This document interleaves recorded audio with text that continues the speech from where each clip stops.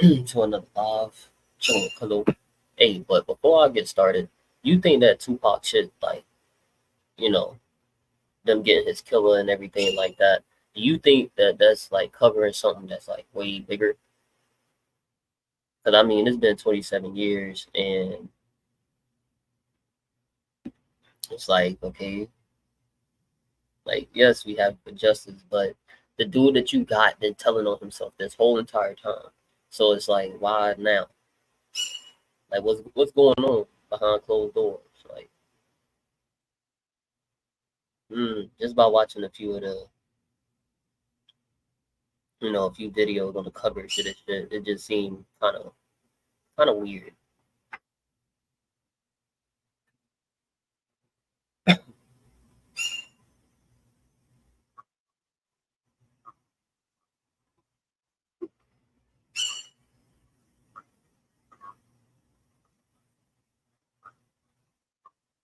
Custody, accused of ordering the murder of rapper Tupac Shakur 27 years ago.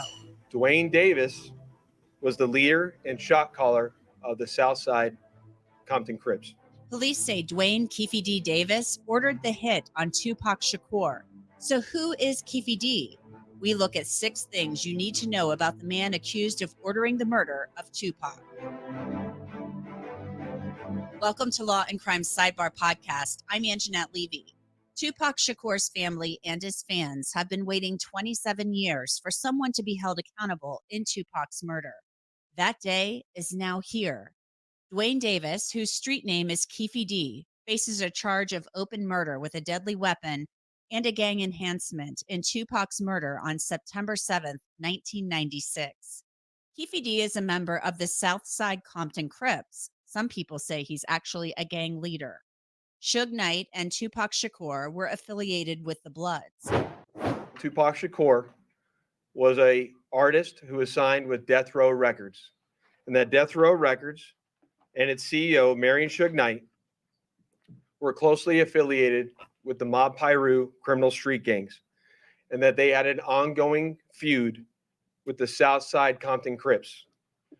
Dwayne Davis was the leader and shot caller of the Southside Compton Crips. On September 7th, Keefe D, his nephew Orlando Baby Lane Anderson, Terrence Brown, and DeAndre Smith were all in Las Vegas. So were Tupac Shakur and Suge Knight. The group encountered one another at the MGM Grand during the Mike Tyson fight. Tupac jumped Orlando Anderson over an old beef. Then he, Suge Knight, and their entourage left the casino for a party elsewhere. The niggas say they look alike, though. That's when the plan to kill Tupac took shape, according to Las Vegas Metro Police. Dwayne Davis began to devise a plan to obtain a firearm and retaliate against Suge Knight and Mr. Shakur for what occurred inside the hotel against Mr. Anderson. After Davis obtained a gun, he entered into a white Cadillac along with Terrence Brown, DeAndre Smith, and Orlando Anderson. Based on our investigation, this is where we know they were seated. Introducing the next generation of pepper spray. Meet Pomp, a new maximum strength self-defense product with a patented modular design, revolutionizing the self-defense industry. Tupac in his arms and asked him who shot him. So I was asking him, what happened? Who shot you? Who did this? And he for the first time, he's kind of acknowledging my presence, and he's looking in my eyes, and I'm looking at his, and I could tell he's trying to get a breath together because he's having a very hard time breathing. And he looks at me and he opened his mouth and he said, "F you."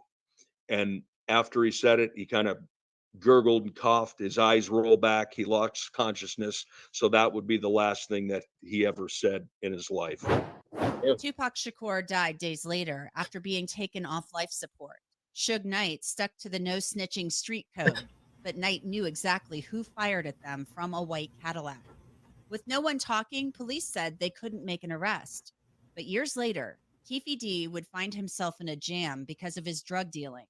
He would confess to his role in the killing of Tupac Shakur, but the confession was called a proffer and couldn't be used to prosecute him. So Orlando shot across Dre?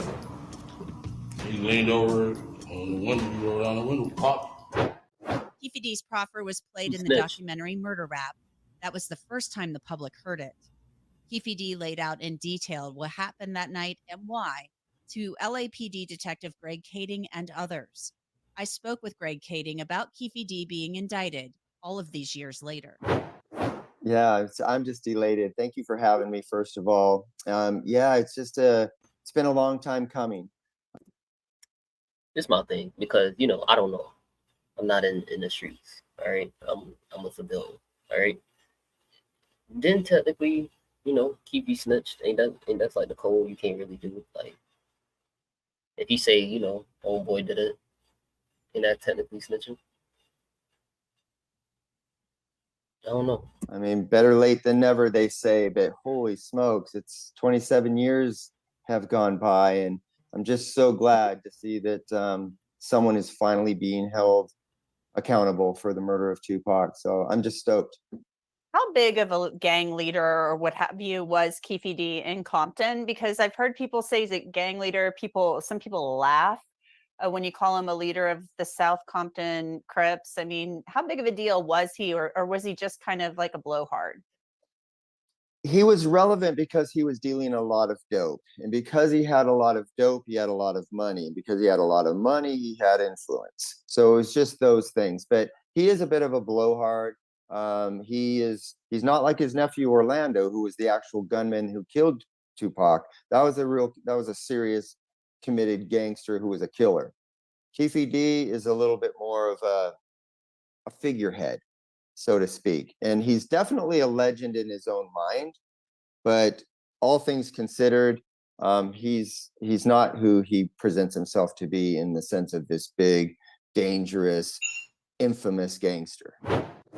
As I mentioned, Keefe D told Greg Kading the entire story about what happened the night Tupac was murdered in the proffer that could not be used in court. From the fight at the MGM Grand to the shooting of Tupac and Suge Knight in the black BMW, Kading said it was frustrating to see someone confess to murder, but unable to take the case to court. There's, you've heard the phrase before. It's not what you know, it's what you can prove. And we couldn't use his self-incriminating confession back in 2009, but because of that, he had this false perception that he had immunity, and so he began to go out and boast publicly about his role in the murder, and that's not protected. That can all be used against him. So in essence, he talked himself right into jail. And so to see his confession being brought to light, his involvement being brought to light, and then his arrest and pending prosecution being pending, that I'm so glad to see history finally getting set straight. This is not an unsolved murder. It has just been an unprosecuted murder. Orlando Anderson was killed in 1998. The other passengers in that vehicle are also dead. This all begs the question, if police have had a confession that couldn't be used in court for all of these years, how can Keefe D now be prosecuted? The answer is quite simple, according to law enforcement. Who shot Tupac? To keep for the code of the streets. It just came from the backseat, bro. Keefe D did a lot of talking about that night after his release from prison on drug charges.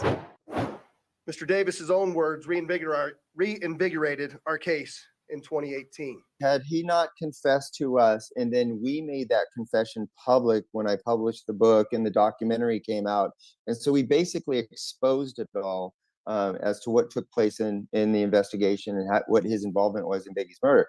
But if you understand the ego of Keefe D, he resented that somebody else was telling the story other than him. And so that whole thing prompted him to then go out and publicly boast about his involvement. So yeah, one thing kind of led to another, but that foundation of the original confession, everything in motion.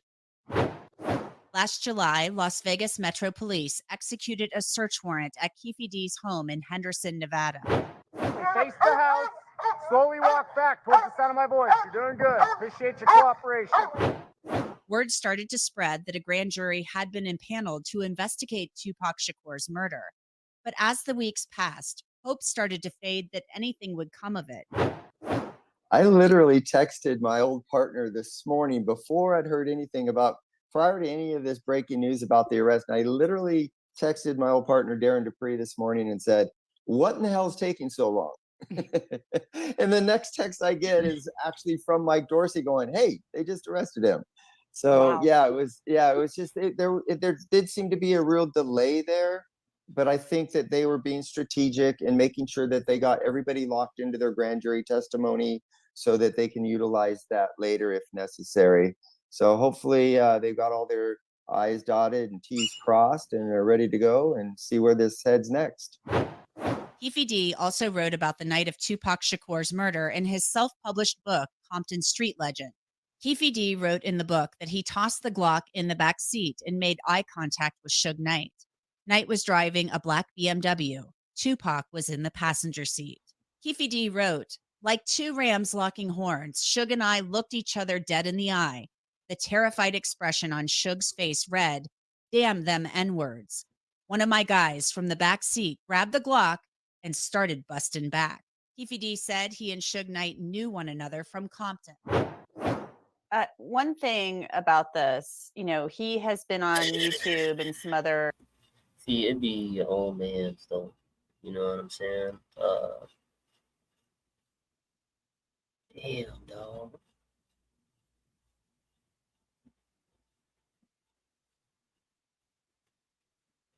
So they saw each other. Why did he take off then?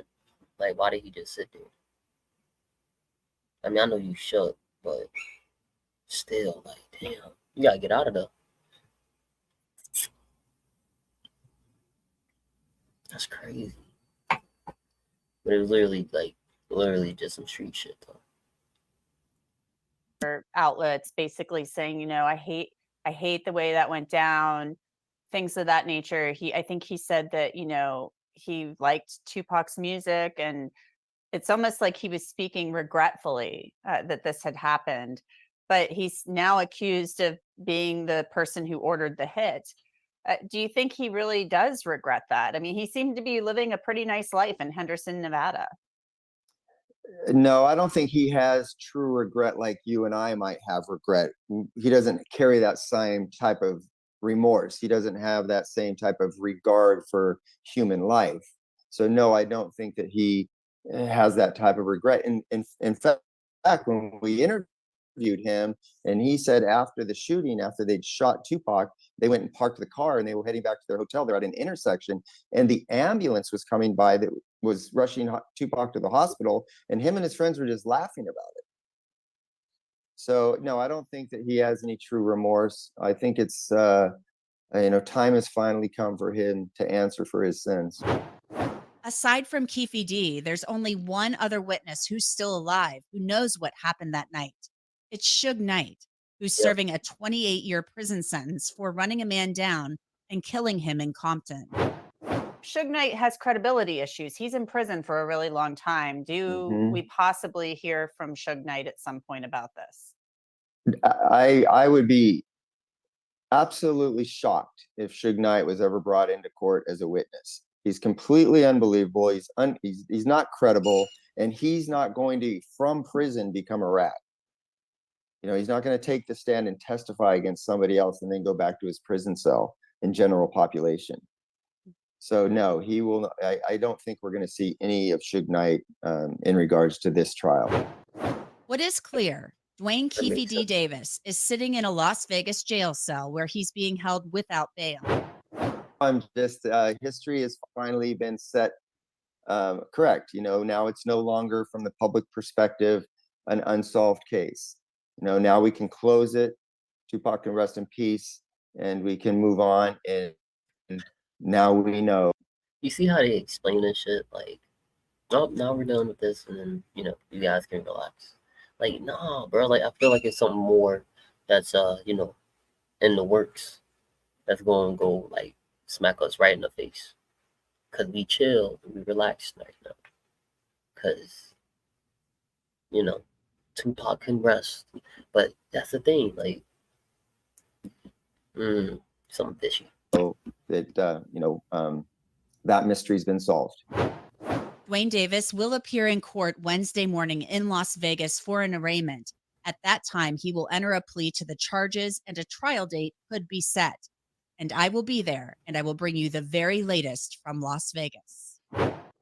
That's it for this edition of Law and Crime Sidebar Podcast. You can listen to and download Sidebar on Apple, Spotify, Google, and wherever else you get your podcasts. And of course, you can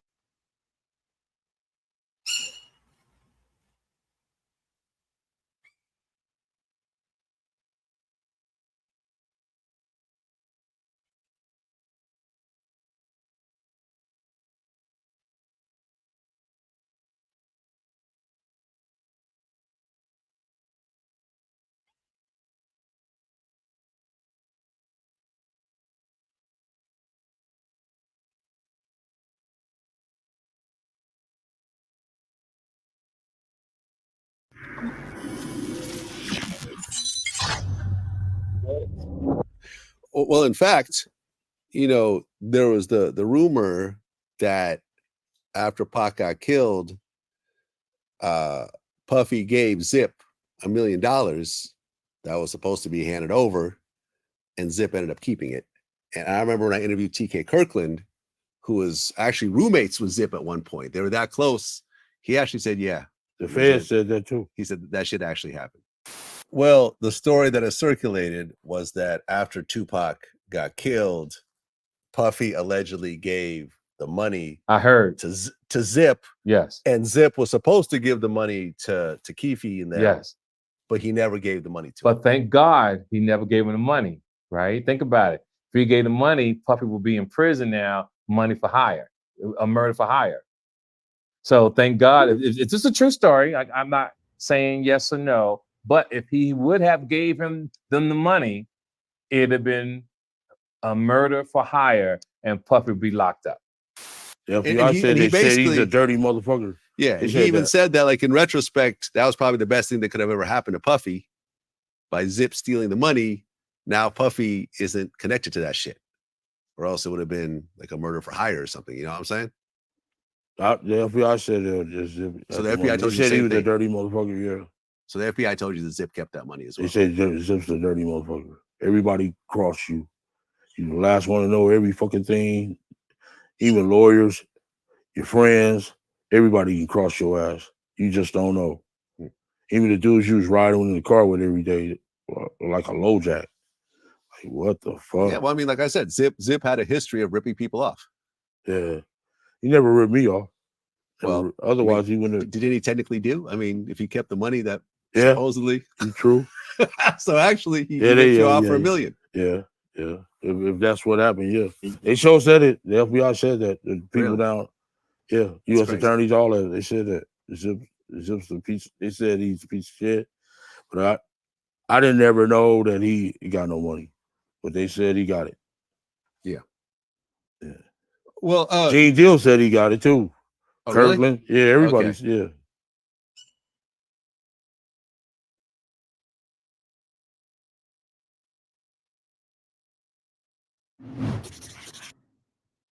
Police have finally charged a man.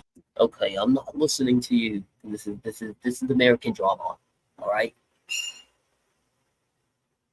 You don't want to hear that.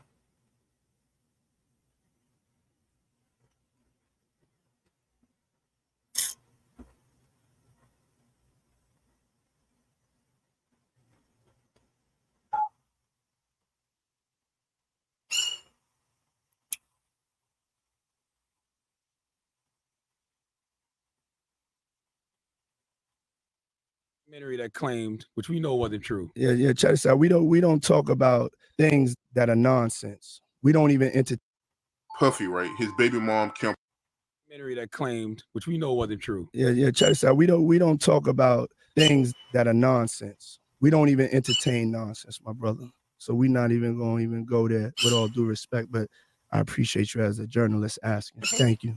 Because you listen, 7 years ago, I'd have been like, yo, did you hire somebody to kill Pac? But no, you do it like a journalist. Yeah. No, I mean, we wouldn't even get into nonsense like that. You know what I'm saying? It's nonsense. Which we never believed, by the way. Yeah, thank you. That claimed, which we know wasn't true. Yeah. Check this out. We don't. All right. Well, I'm kind of shocked. Charlemagne is Still here after saying some shit like that. But look how many, this nigga did so many interviews.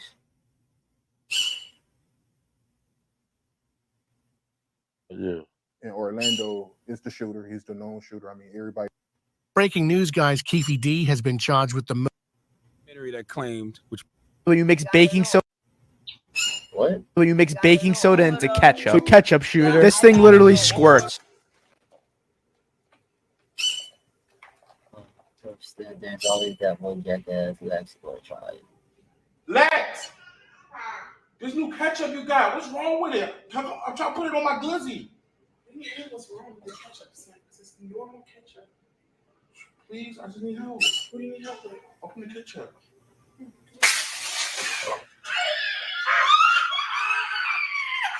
Hey, what? What's wrong with you?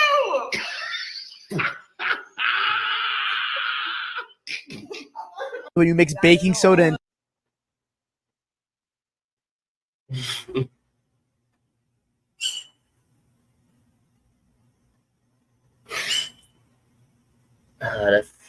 That's a good one. That's pretty good. I ain't gonna lie. Fuck Joe Biden. Damn right. Fucking prick. Look at here. You talk about a bareback ride. Lamar Haskins is in trouble, John. He is in trouble. He cannot get his hand out of there. Now look at those good pickup men move in. We have two of the best in the world, Jake Stevens and C.R. Boucher, in there trying to get him down. Boy, he is locked in that ring. Well, John, if the viewers at home wonder why this would happen, you see that he rides left-handed. He has come down the right side of the horse. Shaft. He definitely has. The horse has whipped him right off of him. It puts your hand in a bind. If you come down the right side and you ride left-handed, you can get in a bind and it make it impossible to get your hand out of there. So he's out low side. Look at here. People from New York want to. Right. Oh, look at the tape. Who throws their iPhone? What is in that bag? Oh, we got a safe that you open with your fingerprint. Oh, this has got to be naughty stuff. What is in the packages, mate? I won't grass you up. I swear. What is in the packages? And now we're... Oh, he's got to be dodgy. Cash in a drawer. What the hell is that? What is that? Okay, what's just been turned? We've got a bucket with some ice. This man was watching the Cubs game when a girl at the top of the bleachers caught it. Finish. Go. Come on,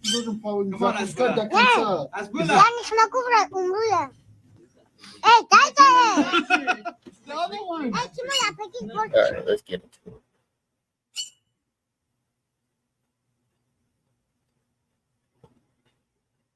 Aged in sourdough.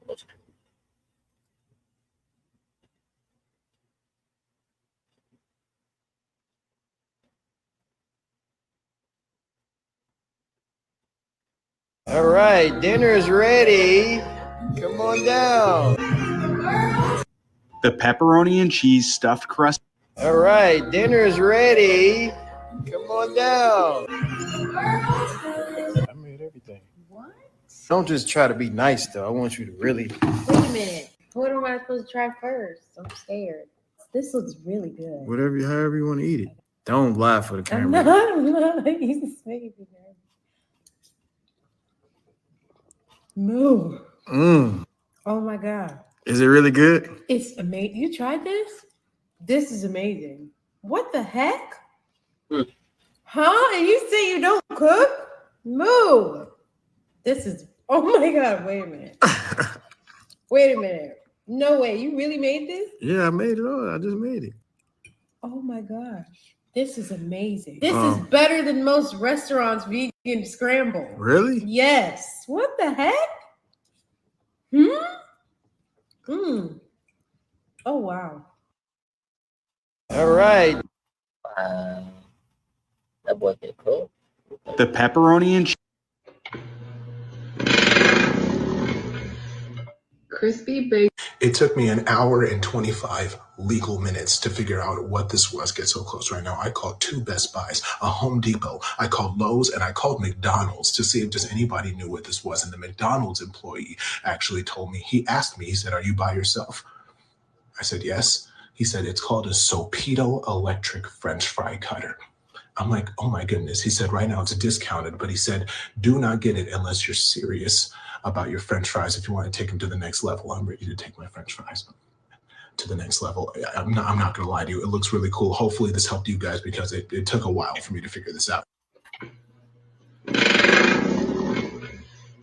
Crispy bacon. It took me an hour and 20. What the fuck? Man, you say you lying, Shane. Lying about what? You for real? My nigga, you reading a book? You think you better than me, my nigga? Man, hey!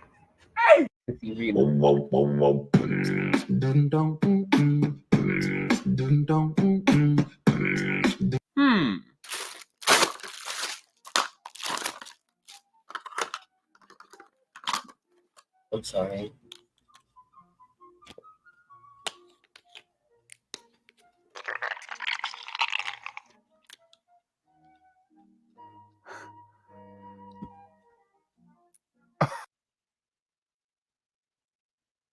It's crazy because I want one now. Damn, I want that one. I'll look that up on the off time.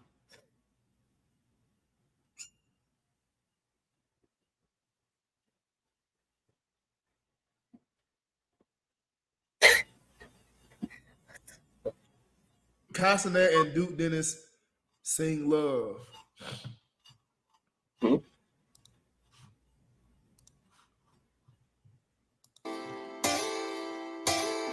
Stop doing it, bro. Here. Bro, hold on, bro. Stop doing it, bro. Bro, stop doing it, bro.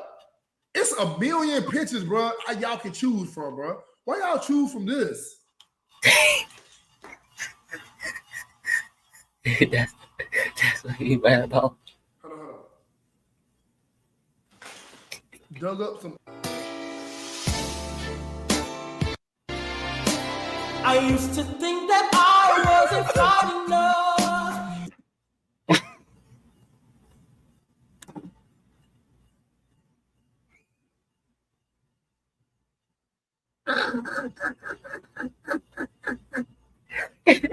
Hey, this.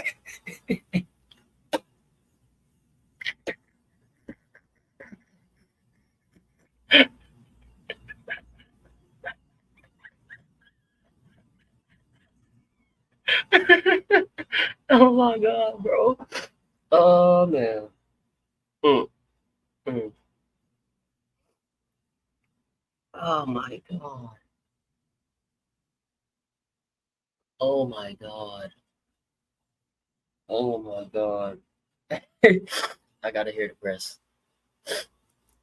And I used to think that I wasn't wild Stop playing with me. Get me out of here. enough, but I will waste my time trying to figure out.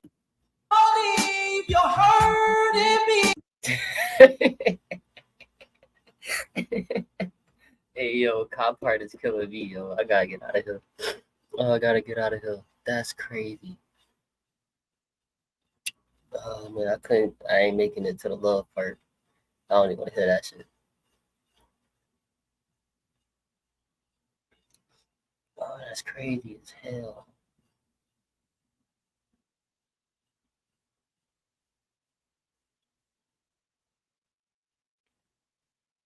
The top of the mountain, the buildings, the towers. Sure. First, second, third. Personal time, it seemed like 2 Vates perfect, and yes. Oh my goodness. First off, what do you mean? What do you mean? You don't know about CT? I know about CT. So how do they test CT? I know. When you freaking died at CT, so how you gonna say a player that's living in real time, who putting up real song wrong? I told you, maybe I should have not taken off my shirt and ran off. But at that point, I was feeling too sexy. The whole fucking stadium yelling, This guy just said, fuck me, get the fuck out of here. So I'm throwing your shit. I'm not want to wear your logos. I'm out. Were you hearing that song in your head at that moment? Like, way too sexy? Bro, I'm really feeling sexy, literally, not the song. Bro, listen, I wait.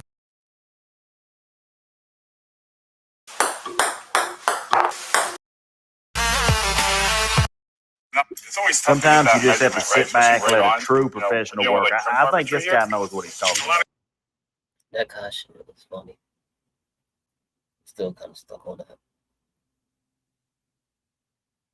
What the fuck?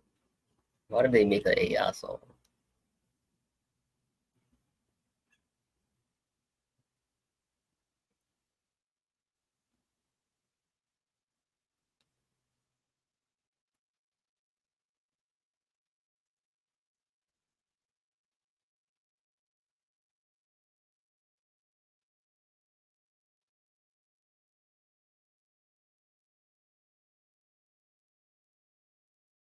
Look, I come from fine dining and I use a lot of expensive ingredients, but today I'm challenging myself to make a gourmet 3-course meal using only ingredients from a dollar store. There are only 3 rules. Every single ingredient has to come from a dollar store. Number 2, no fancy equipment. And number 3, we have to wow our judge.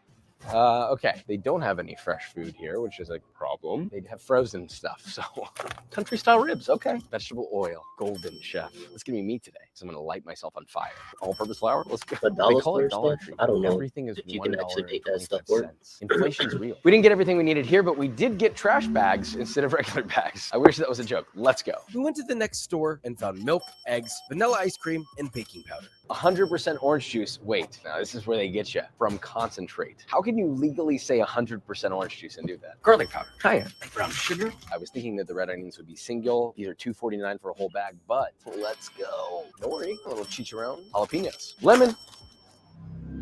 God damn, this is bared. No fresh pineapple, so canned. Peaches. They had dried apricots, so chorizo. I had to look everywhere for this. Sugar. They got all sorts of ramen. Obviously Shin. If you're not eating Shin, you don't know Shin. Can't demonetize that. Here's a list of everything we bought and the prices for a total of this. Wait, very important note. No, it's not cookbook number 2, although it's coming. If you're in Houston, this is your opportunity to be in a video. Tomorrow, we're doing a pop-up at a bakery by the name of Magnol. At this time, free baked goods for whoever comes. Click the link in the description for details. I'll see you there. Now back to the recipe. Okay, so we got all these ingredients. Now we need to make something out of it. First course is our appetizer. I'm calling it sort of a dipping ramen amuse-bouche kind of thing. Look, I'm not against instant ramen. I've stated it before, and I'm using Shin, the overlord of instant ramen, and rightfully so. Follow the package directions with the amount of water needed, bring that to a boil, add in your noodles and everything included in your Shin ramen package. Allow that to boil at high heat and reduce down by about half, around 5 minutes. Cut off the heat and make sure it's stopped boiling, and stir in 1 egg yolk. Continuously stir and follow that with 1 tablespoon or 18 grams of cold unsalted butter. I don't even think this is real butter, actually, now that I think about it. Continuously stir till everything is emulsified together. You shouldn't need salt, but feel free to add if your heart desires, although it might not be good for your heart. That's pretty much it. At this point, we're going to serve this in small ramekins with a small accoutrement platter, consisting of half a red onion that's been very thinly shaved, either with a knife or a mandolin. Obviously, a knife is going to be most people's answer. Rinse those sliced onions over cold water to take some of their bite away and get them extra crisp. Then about a half cup or 15 grams of nori seaweed snack that's been very thinly sliced, or chiffonade. Yes, I managed to find a brand called Tao Kei Noi that's literally $1 for a pack. Mound that up on the plate. Notice how these are all nice and neat piles. That's what you want. And optionally would be about 2 ounces or 57 grams of chorizo that's been cooked over medium heat, stirring frequently until cooked through and crispy, about 5 to 6 minutes. Lastly, 2 tablespoons or 32 grams of crushed pork rinds. Add that in a nice mound, as you did before, and you'll simply serve your 4 amuse-bouche with your platter of assorted accoutrements. Instruct your diners to add the accoutrement to their taste to develop the amuse-bouche of their dreams. But before we taste test, is our second out of 3 courses, our protein dish. This was a little bit tricky, but Dollar Tree came through and worked in my favor with boneless country style ribs. Seriously, a game changer for this course. I gotta be honest. I don't know what I would have done without this. So we got our canned pineapples, and I'm thinking, what the heck am I supposed to do with them? You gonna eat some damn ribs from a Dollar Tree? Yeah, Okay. This, I mean, canned pineapples aren't that bad, but aha, pineapple relish. So get yourself 2 jalapenos. Obviously, you can dice these bad boys fresh, but if you have a gas stove, then char them over that. And I mean, really blacken every square inch of these puppies. Don't go skimpy wimpy on me here. Pop your charred little fillers in a container and cover that with a lid for 5 minutes. Peel off their skins, deseed, and dice very finely. Again, you can do this fresh if you don't have a gas stove. Don't get on me in the comments about the gas stove being too fancy, blah, blah, blah. You don't have to do it. Take out your rings of pineapple, dice into 1/4-inch cubes, and pop into a bowl. Next, add your finely diced jalapeno, 2 teaspoons or 5 grams of minced garlic from the jar, which I hate, 1 tablespoon or 15 grams of pineapple juice from the can, and 1 tablespoon or 14 grams of lemon juice. Toss together and then season to taste with salt and pepper. Look, I don't want to use that garlic. All right, we looked everywhere. There is no fresh garlic in any of these stores that I could find. Now, the country style ribs are simple. You'll need about 1.5 pounds or 680 grams of boneless country style ribs. You see, these come from the area of the loin, which then meets up with the blade or shoulder, which will acquire you a mixture of lean, light meat and dark, beautiful, rich, delectable meat from 2 different regions. Now dab those dry with a paper towel. Begin heating a large pan over medium-high. Add just enough vegetable oil to coat the bottom of the pan. While that's heating, season your pork with salt to taste, a light pinch of garlic powder, a pinch of cayenne powder. Flip and repeat the seasoning on the other side. Don't be shy, okay? Get those salt levels up there. Now once your pan is hot, add your pork in, and please, please, please make sure the pork was dried on the exterior as much as possible. Otherwise, you're just gonna boil wet meat in a pan. We're trying to leverage as much flavor as we can today here. Sear that bad boy for 2 to 3 minutes or until a nice deep golden brown crust magically appears. Flip and sear on the other side and let that cook until the internal temperature reaches about 160 Fahrenheit. We're absolutely not cooking these dollar store ribs to medium rare, all right? Now, at this point, you'll push your pork to one side of the pan, add in a 1/3 cup or 60 grams of unsalted butter or fake butter, in this case of our dollar store trip, very sad. Baste repeatedly with your stuff for 30 seconds, cut off the heat, and this is what's gonna make up for it, sort of. Add in 1 tablespoon or 8 grams of minced garlic. Continue to baste for another 30 seconds or until the garlic begins to toast. Remove your country ribs and rest for 5 minutes. While it's resting, take a halved lemon and rub the cut side in your crusty pan to pick up all those juices and squeeze over your resting pork. Now, to serve, it's really simple. Slice your pork up. I'm thinking like 1/4-inch slices, roughly. Place a 4 to 6 ounce piece of pork per plate. Follow with a nice mound of your pineapple relish along one side of your pork. Make it nice. We're trying to keep this as gourmet as we can, despite, the situation here. Look, I'll be honest. At this point, it wasn't looking like I wanted it to. This is where normally most people, especially chefs, would add some sort of green. I desperately wanted and begged for microgreens. What was I supposed to do? But wait a minute, Josh. The reason why I'm so close to the camera because I'm investigating this shit. Cause this, no, nah, nah.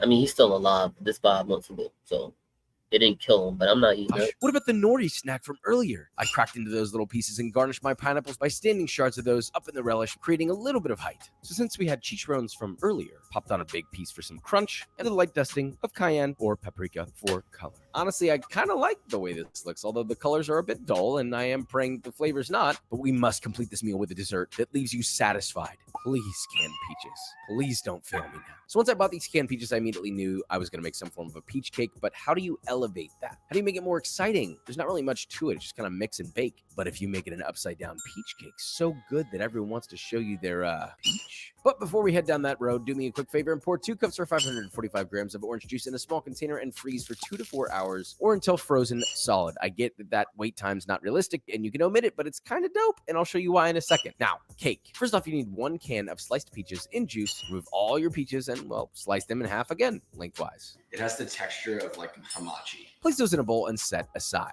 I will say, canned peaches aren't half bad. I don't mind them. Now, to a circular 9x2 cake pan, generously grease with cooking spray. Then in a medium-sized bowl, add half a cup or 125 grams of light brown sugar and a pinch of salt, followed by a half teaspoon or 1 gram of ground cinnamon. Mix together, follow with 2 tablespoons or 30 grams of melted unsalted butter. I'm using air quotations here. Whisk that together to get a wet sand texture. Spread that out in your cake pan, then add your peaches on top. Arrange them nicely, fan them out all in one direction, sort of like this circular shape here. Then in a separate bowl, or the same bowl, I suppose you could just literally rinse it out. Add in 1.5 cups or 225 grams of all-purpose flour, 3/4 of a teaspoon or 5 grams of salt, 2/3 of a cup or 130 grams of white sugar, 1 teaspoon or 4 grams of baking powder. Whisk together until thoroughly combined. Fold that with 1 cup or 240 milliliters of whole milk, 1 large egg, which was extremely hard to find, a 1/4 cup or 70 grams of air quotation butter, which should be melted. Whisk all that together until you get a smooth, homogeneous batter. Pour directly atop your peaches and place in an oven preheated to 350 Fahrenheit for 35 to 40 minutes or until a toothpick or cake tester comes out clean. clean. Hold your horses, pal. Let that cool for 10 like minutes. just Then invert over everything wire but rack to cool off, completely. like, And I mean, look at that luxuriously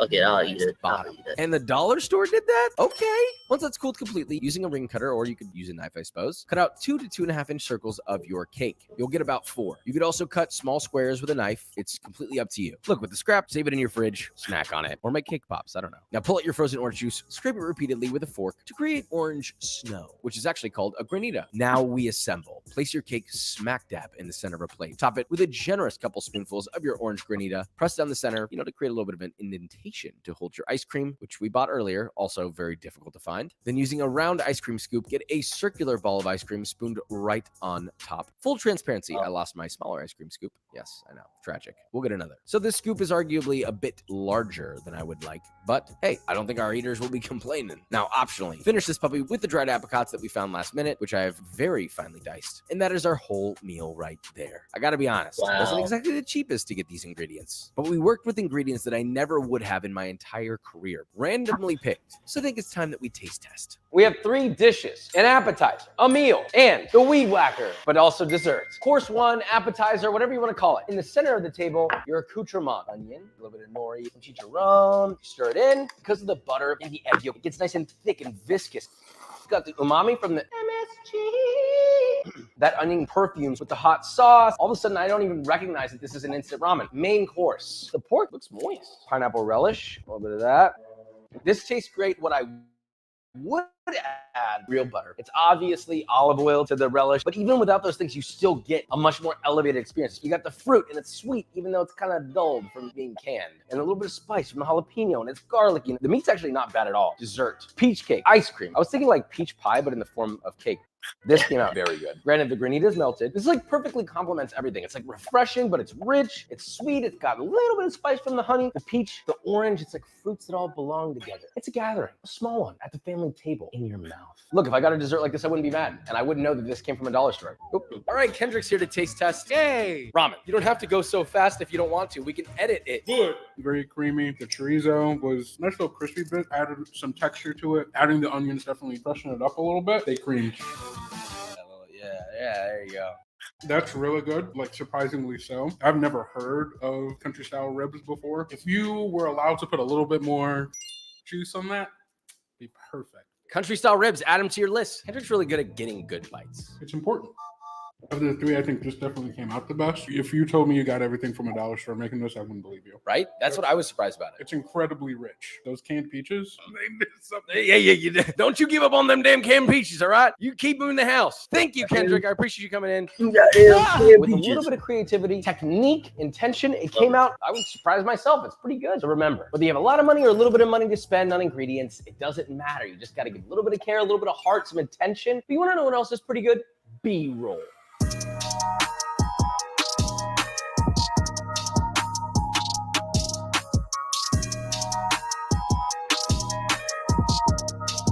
Man, that's what I love about the kid, Josh, bro. Everything looks better. That's funny. My dog.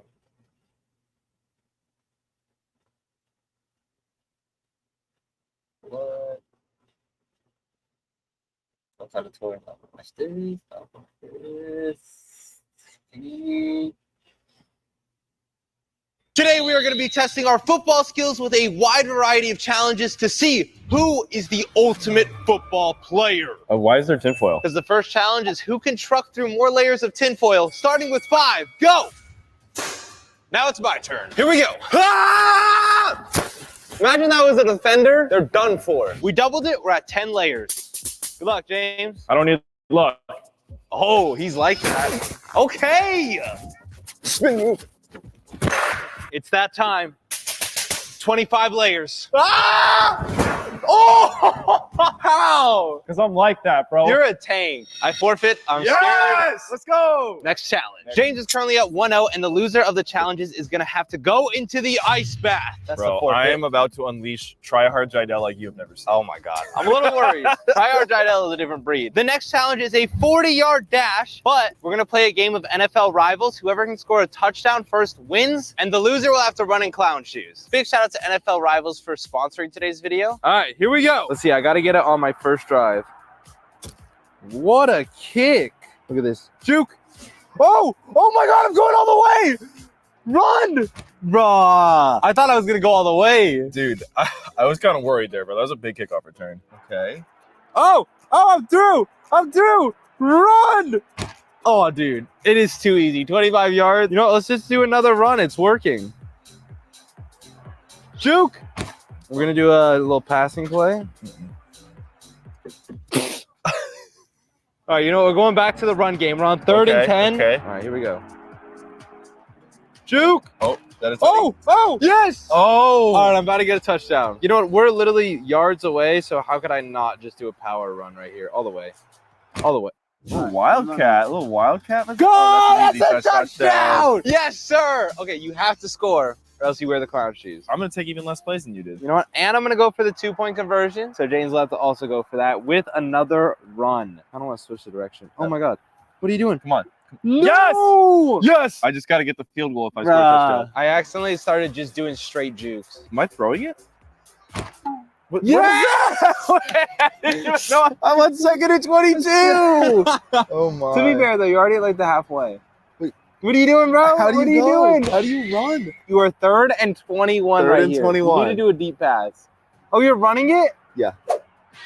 It is 4th and 9. So you have to get this right here. Short pass? I'm going with the short pass. I don't really get... You got to flick it towards him. Oh, it's in slow-mo.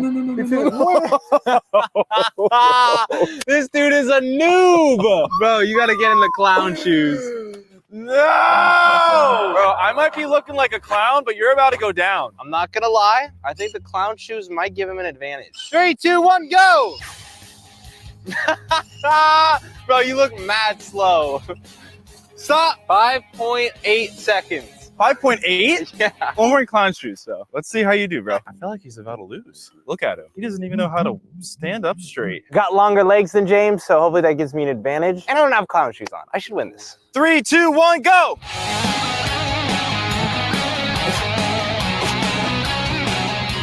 What'd I get? 5. Okay. Point. Oh. 9-1. What? Are you serious? I lost the clown shoes. James is officially up 2-0. We have a total of 9 challenges. 3rd challenge is a 25-yard pass to the receiver. First to get it wins. You can go first. Okay. Let's go. Oh my God. Oh! Oh, I'm close. All right, well, there's one ball left before we have to rebound. Hike it. Oh. Yo, this one's for the grandmas. Let's go. Let's go! No! Wait, I can rebuttal. I can match it. This one's also for the grandmas. Rough. Don't make me laugh. I was in the zone and you threw for the grandma. Anyway, James is up 3-0. I will come back in the next challenge. Challenge 4 is the field goal challenge. Now we have very small field goals. You can't go too high above it because it'll be hard to tell. So you kind of got to get it in there. And you're going to do a challenge to give the winner an advantage. Doing rock, paper, scissors, best 2 out of 3. I'm going rock. Rock, paper, scissors, shoot. I told you. I thought you were going to be mischievous. I'll do it again. Rock, paper, scissors, shoot. Dang. Okay, all right. I'm going rock. Okay, I'm going scissors. Rock, paper, scissors, shoot. Rock, paper, scissors, shoot. Ah! So the disadvantage is James has to go 10 yards back. I hold the world record for farthest field goal into a target. I'm just saying. Here we go. Close from downtown. Oh God, I'm in the danger zone. Let's go. Next turn. I got this. There's not going to be a next turn for you, buddy. Yo! Let's go! That's what I'm talking about. This is my rebuttal. The comeback starts now. Challenge number 5 is a classic football 1v1. We're both gonna have 5 possessions. Whoever catches more wins. But to see who gets the gloves, look how dope these gloves are. We're gonna head back to NFL Rivals to see who can get the advantage. All right, James, this time you can go first. Yes. Okay. Oh my God, my running back is more open than a donut hole. Oh, that's in the middle of a donut. In the middle of a donut. Bro, look at me turning on the Jets. No, turn on the Jets. You see the is exhaust? crazy. Oh. Yes. Oh, I don't know what play I'm doing. I went too fast. But I'm. It doesn't matter. YOLO. Wow. Wait for it. Yeah. Come on. Touchdown. Not only am I going for the 2, I'm going for the QB scramble. Oh, you're done for. You're done. You're done. You're done. You're done. Let's go. This is me. Oh, he's deep. Deep. Oh, incomplete pass. Go, go, go. Oh my gosh. 2 incomplete passes in a row. This is actually not good for me. I see you. I see you. Run, run, run, run, run. Oh, he is run. fast. Yes, that's all the way. That's a touchdown. No, it's not. Oh, I am literally like the 4th yard line. Mm-hmm. Oh, wait. That was game. Oh, you didn't score. You got tackled at like the 2-yard line as the game ended. You didn't score. I know we're on the field right now, but off the field, you can be your own GM, build your dream roster. You can get crazy with it. You love being a GM. I do. This game's perfect for you. Johnny is quarterback today. Yeah, I go. No! No! He's so fast. All right, I got a cheesy one. That's what I'm thinking. Run back. Hail Mary! Oh, no. Ah! No, he's good. He's good. He knew I was going back. Down, I go. That boy Jester is like semi-athletic.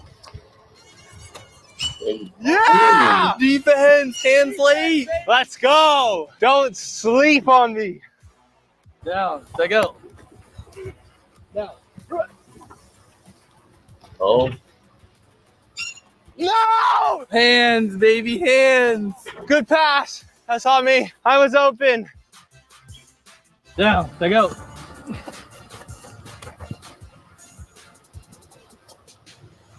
Oh!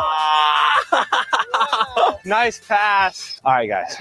I'm known to cheese. I'm gonna go here. Trip. Fake an injury. Guys. Oh! Oh! Nice pass. All right, guys. I'm known to cheese. I'm gonna go here. Trip. Fake an injury. Then I'm turning on the Jets. Down, I go. Oh! Oh! No! No! No! So I can clinch it here if I score this possession. Yeah, that was my bad. That was my bad. I sold. Down, I go. Oh, God.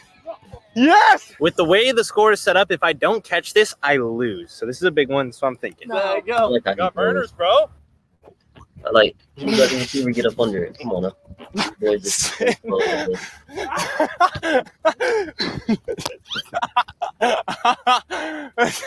I smacked him in the face, too. That's on me. Jester is ass that play ball. I literally cannot tie it or win, so James takes another point. Just 4-1. Let's go. The next challenge is who can name more NFL teams in 15 seconds, but we're gonna do best 2 out of 3, rock, paper, scissors. Winner gets double time. I need this. Going rock. Okay. Ready? Rock, paper, scissors, shoot. I told you I was going rock. What are you going this time? Rock. Okay. Rock, paper, scissors, shoot. Okay. I'm going rock. Okay. Rock, paper, scissors, shoot. Bro, I tricked this dude. Come on now. Okay. Are you ready? Yeah. Go. Me first? Yeah. Oh, Giants. Oh, Jets, Cowboys, Patriots, Dolphins, Bills, Eagles, Commanders, Titans, Texans, Jaguars. Stop. You got 10. Dude, I thought we were going back and forth. All right. You ready? All right.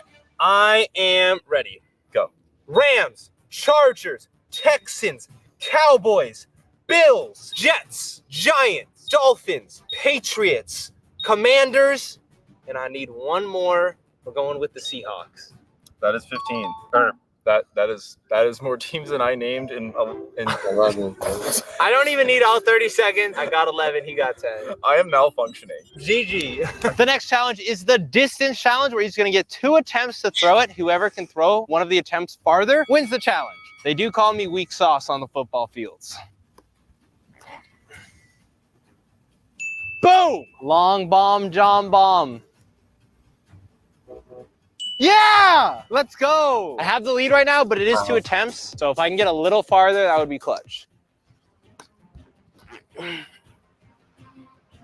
Okay, it was a little shorter than my first one. I could take a commanding lead with one good throw here.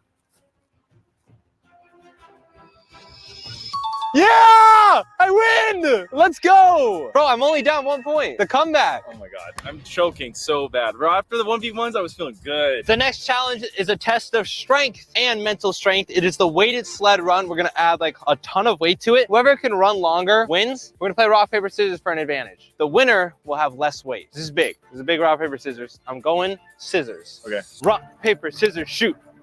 Rock, paper, scissors, shoot. Rock, paper, scissors, shoot. Rock, paper, scissors, shoot. Let's go! I get less weight. There's 125 pounds on the sled. He has an extra 35 pounds. Once he stops going forward, the time is up. 3, 2, 1, go. Damn! Move that thing, James! Yeah! Look at you go. You're tired. You don't need this. You are not that guy. You're gonna lose. Oh my God, why are you coming after me? You weren't. Oh, he stopped. This cone marks how far James went, so I have to beat this, and then we will be tied. It's really not about how fast I go, as long as I'm always going forward. Ready, go. No. Ha, ha, ha, ha, ha, ha.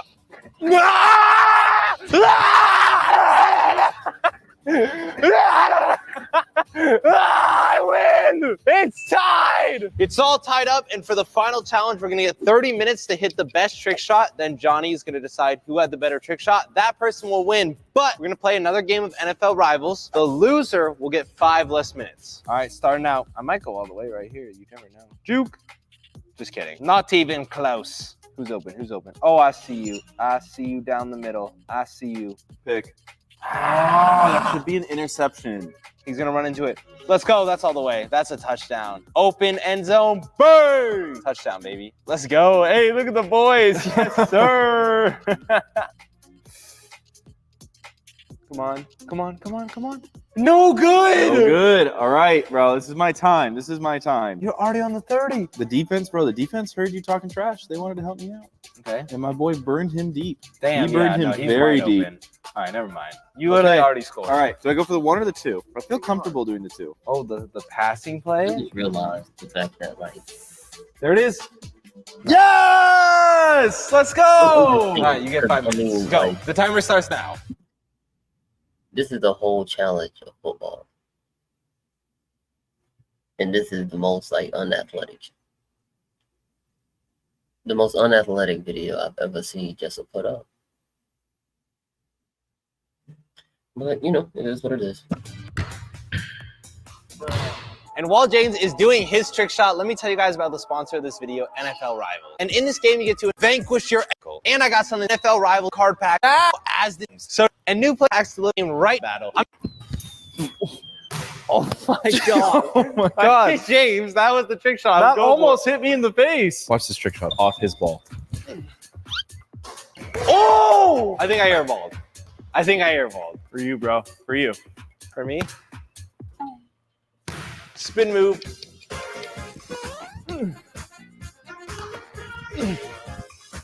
Oh, that's it. That's it. That's it. That's the one. Are they doing trick shots? Oh my God, I'm so close. Oh, that's tough. That's tough. Boys, there is only 5 minutes left in the challenge. Yes, yes. Did you see that? Yes. Come on. Come on, dude. I'm getting really unlucky right now. He better watch his ankles for the ball that come back. All right, I feel like James is going to make it any second. I need to make it before the time ends. Yes. No. Yes. Yeah! Let's go! All right, now Johnny is gonna judge which one he likes better. That person wins. It all comes down to this. Did you guys like that? All right, Johnny's gonna judge the trick shots, and whichever one you like better, that person wins the video. All right, 360, no scope. Bank. Off the rim. Off the rim is interesting. Bank. So I've done that shot from farther. Because you're him. Multiple times. I've never done this one, but this one was not like a clean make. So I will say one of these out of 10. Y'all see that shit that was in the background?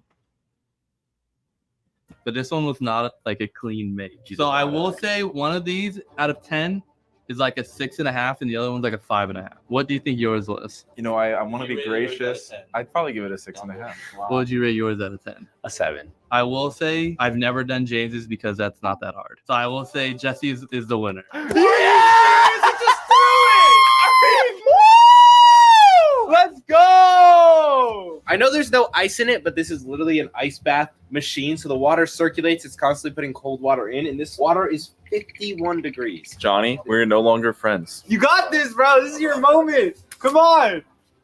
Ah! Oh, let's go. Let's go. Hey, shoulders in. Yeah. Shoulders in. No, they don't go in. They don't go in. They don't go in. Shoulders arms in. Arms in. Arms in. No! Dude, I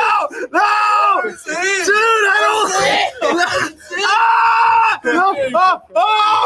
Dude, I can't. 5, 4, 3. Go! You did it! 1. You did it! You did it! Shout out to James, man, and shout out to NFL Rivals. Link down below in the description. Check them out. Download the game. If you want to check out more football gadgets, check. I ain't gonna lie. He got a bag, so I can't even hate. I can't need much hate. Even though the unathletic, boy still got the bag.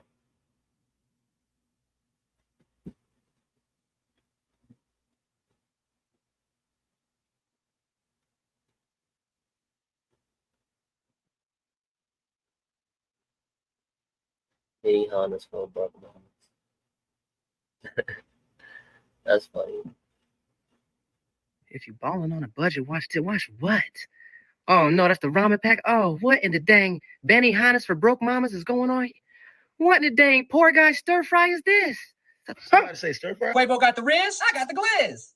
Pause. Huh? Throw your meat in the oil lake, make them patty cake. You did. To do the patty cake, you got to have the spatula. You got to do some flipping and whipping. Flipping, but don't flap it. Welcome back to Munch with the Hunt. Munch with the Hunch. You want half the packet or the whole packet? Whole thing, John Wayne. Got it. You need all the sauce. Okay. Baby, the only time Quavo sends nudes. Yeah. Ooh. And but the butter. Straight out the jungle. I heard you got a new album called Rocket Power. I just want to say congratulations. Thank you. That sounds just like Post Malone, huh? Yes, sir. Yeah. Look like him too. Yeah. Post Office Malone. Hit it with that ground onion. Garlic pepper. Yeah, we about to get fueled up. We gone. It ain't a date if you don't put it on a plate, you know what I'm saying? Cheers. Cheers. It ain't a day if you put it on. We're going back to the trench. Let's get it. I used to get beat up back in school. I don't want to go back. For real? Walk it like I talk it. If you balling on a budget, watch what?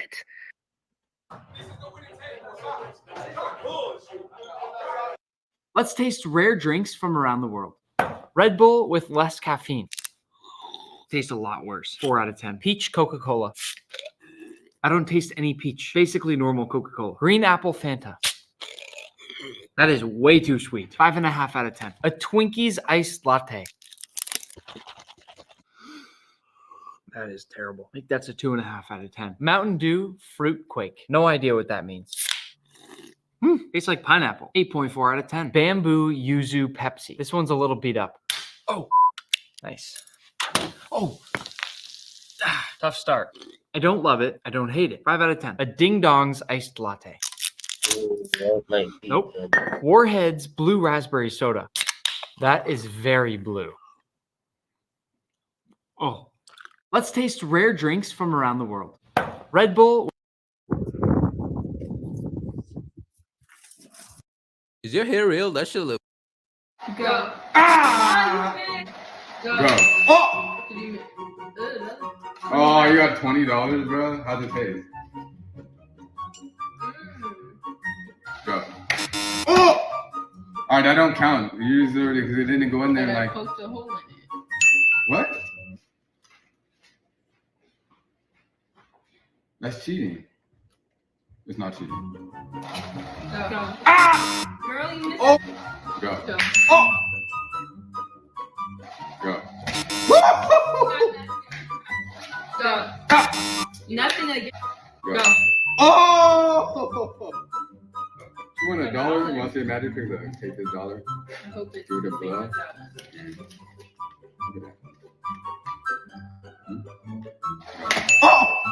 Oh, she got it.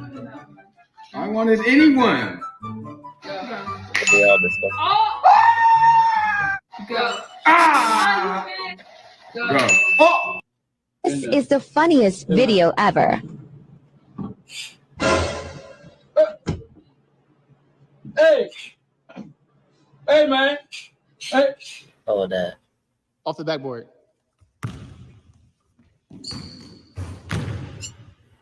Weave.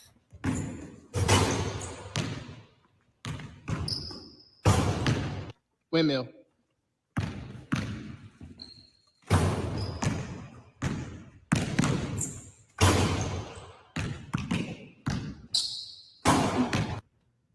$360.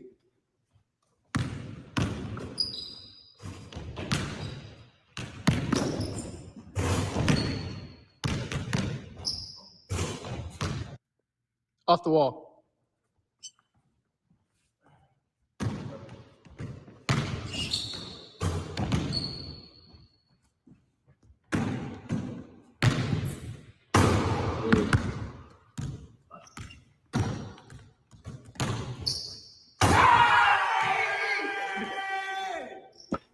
This shit became like.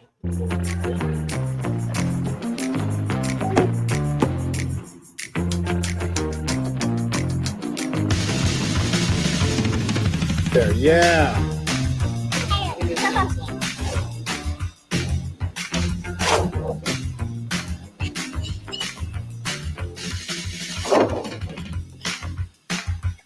Yeah. What are you doing? Last one. My daughters love finger painting this every step of the way. It's the best nightlight could ever have. I've got attached to a battery pack. Oh, yep, hang on. And a clapper. Watch this. Battery pack can hide in the wall. Are you scared of the dark? Cool texture that my daughters did. Finger painting. All right, here we go. 1, 2, 3. High five. Oh, look at that. Oh, you did it.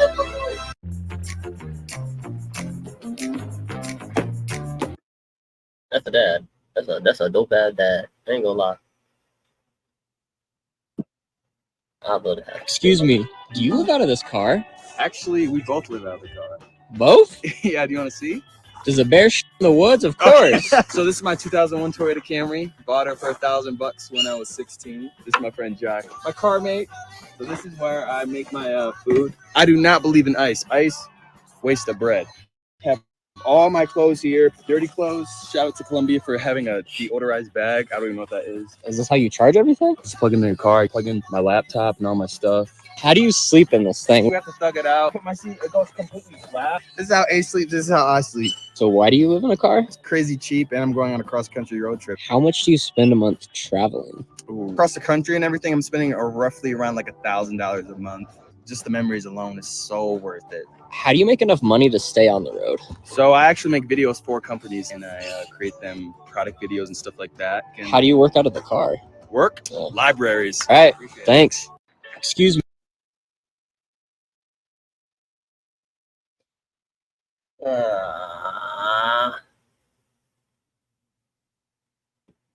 Hey chef, can you jerk my Popeyes? I get jerk up well. So what we'll have here, well, some. Hey yo, if you didn't know that he was talking about food, that sounds crazy, right? Can you jerk my Popeyes? Thighs. Popeyes chicken also have chicken. That sounds crazy, bro. I'm not, nah, man, it sounds crazy. But anyway, that damn chicken sandwich got a lot of issues with it. Everybody know it's out there. Chicken nuggets. What's this here? This needs some jerk. You came to the right place. See the chicken here now. I'm gonna paste that up. We're gonna mix everything up. We're gonna do jerk fried rice and peas. This is where you're getting your flavor from.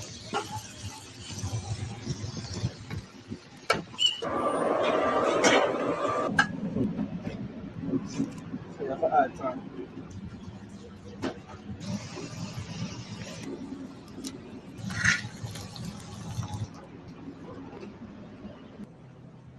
We got the jerk nuggets. Then we'll have the Popeyes 2-piece jerk thigh and the biscuit. And we have jerk fried rice right here. Popeyes jerk sandwich. Only a jerk at night. Take a bite.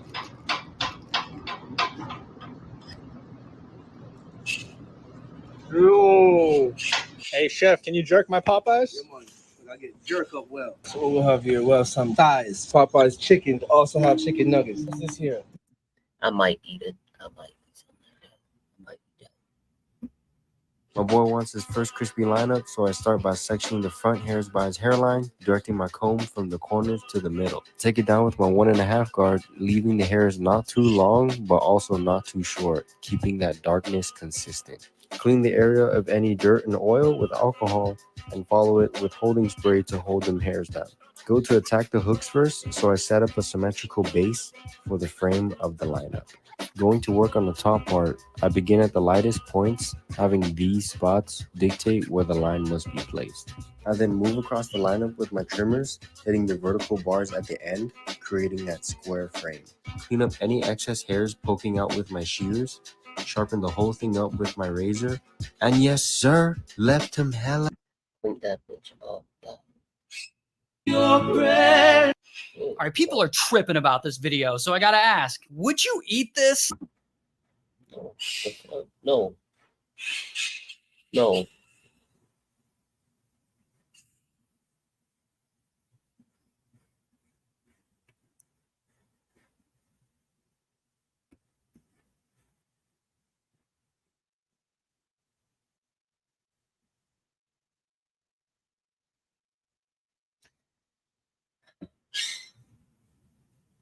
Today I'm making the spicy. Because who would do this? Who would do this to somebody? Burger ever. Behind me are 10 subscribers and friends. And whoever eats the most of this burger will walk away with the Thor's hammer of chef knives. This knife is handcrafted by one man with handmade Damascus steel, and one of the rarest woods on planet Earth is the handle. Now, there already was a Spiciest burger, around 1 million Scoville. That restaurant closed down. Now this burger, on the other hand, we're making with the goal of hitting a minimum of 9 million Scoville. That's 2,250 times hotter than a jalapeno, 4,450 times hotter than Tabasco, and 9 times hotter than a ghost pepper, one of the hottest chilies on planet Earth. I am sorry for this. Once the burger is complete, then we begin the eating challenge. We're incorporating some of the spiciest ingredients in the world in every single layer of this burger. We're gonna even take it as far to make our own American cheese, which I'm pretty sure is quite literally the spiciest American cheese that's ever been created. I'm not joking. Just so you know, you can make this burger at home without the spicy stuff and still enjoy it. But first, we're gonna talk buns. I'm calling them midnight buns. This is a little lighter. It's like 300 to 500 Scoville. Why do they look like they're burnt? Look, it's just squid ink. Pretty sure BK did this or something somewhere, but whatever. Measuring cup. Add half a cup or 120 milliliters of water. Half a cup or... So even the bread spicy, bro? Why the bread spicy? Oh my god. Oh. 120 milliliters of whole milk. Those should both be lukewarm. Whisk in 2.5 teaspoons or 9 grams of instant yeast, 1 whole egg, 1 egg yolk, whisk. Pop that into a stand mixer. Now, how do we get this midnight level?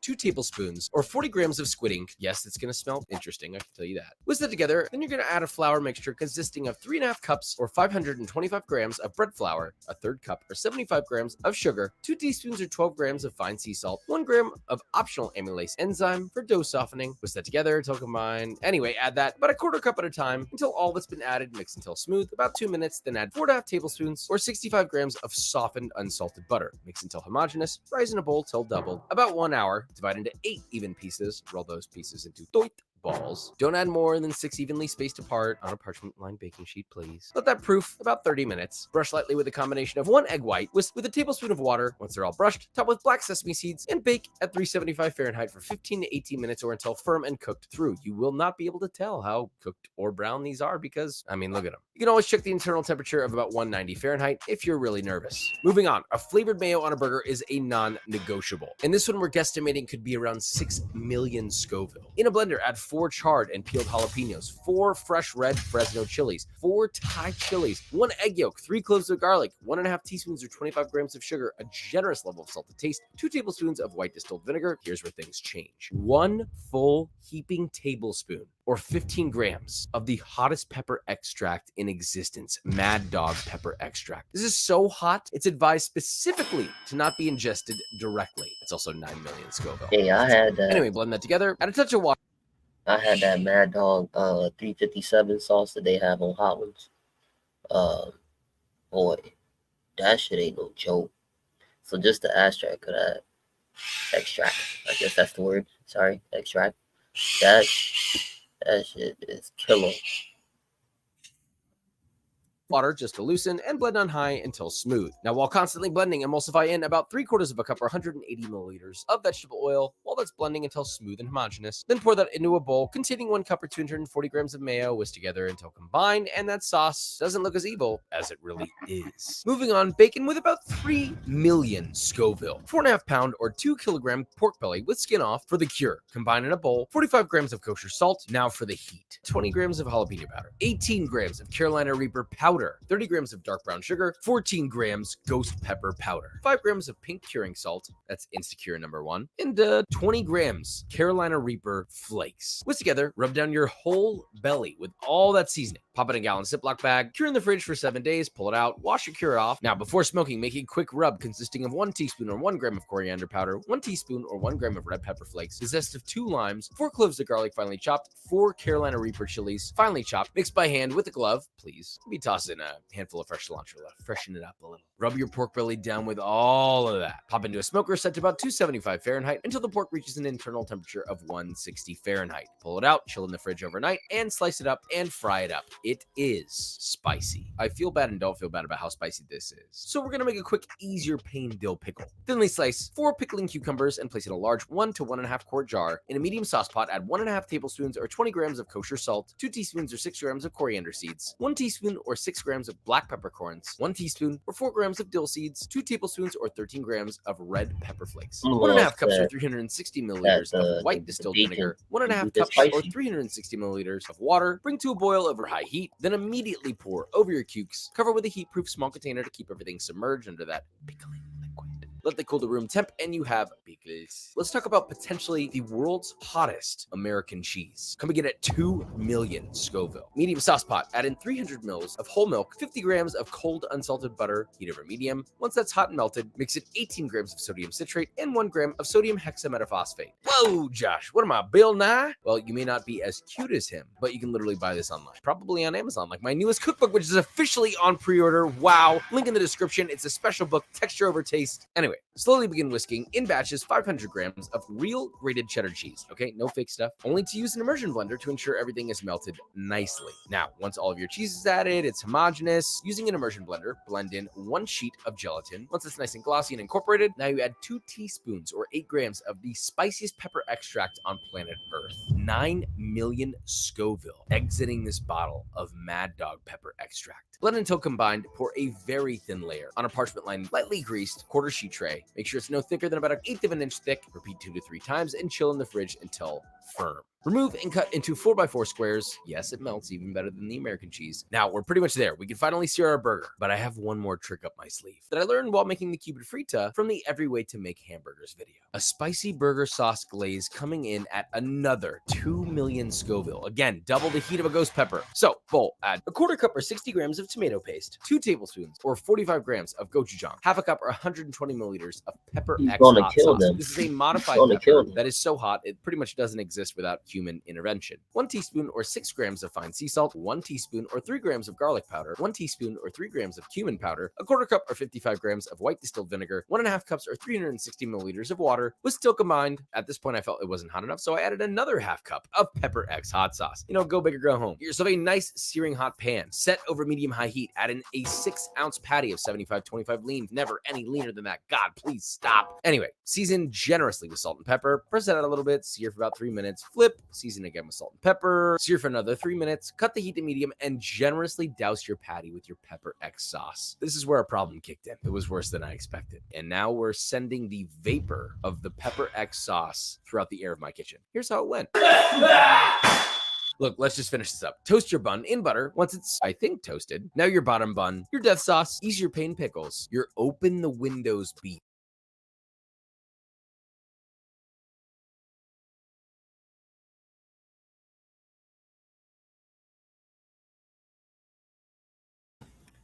He's actually going to kill these people.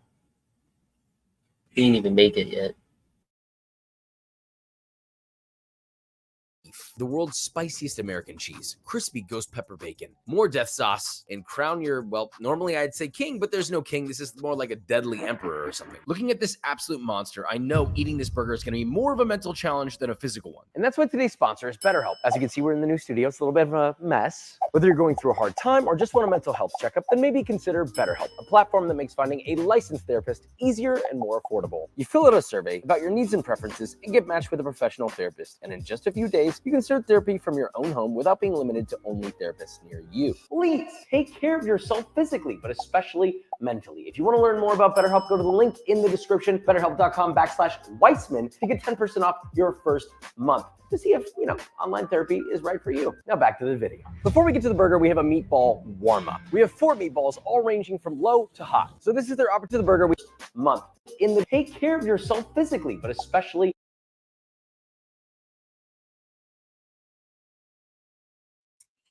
How can they take care of themselves if you about to kill them with all this spice? They gonna need better help after this damn burger.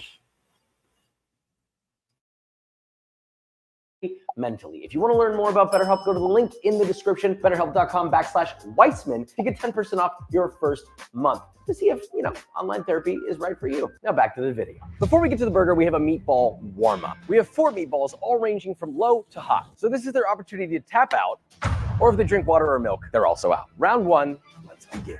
Okay, in front of you, you have the most tame meatball. I wanted to start things off light. Meatball number 1. This is the bomb.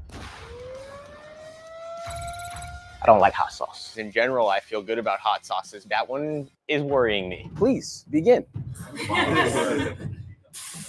Remember, guys, we can always tap out. It's okay to tap out. There's no shame in it. I'm a little scared. I'm a little nervous. People were hyping it up back there. Juicy hot ball.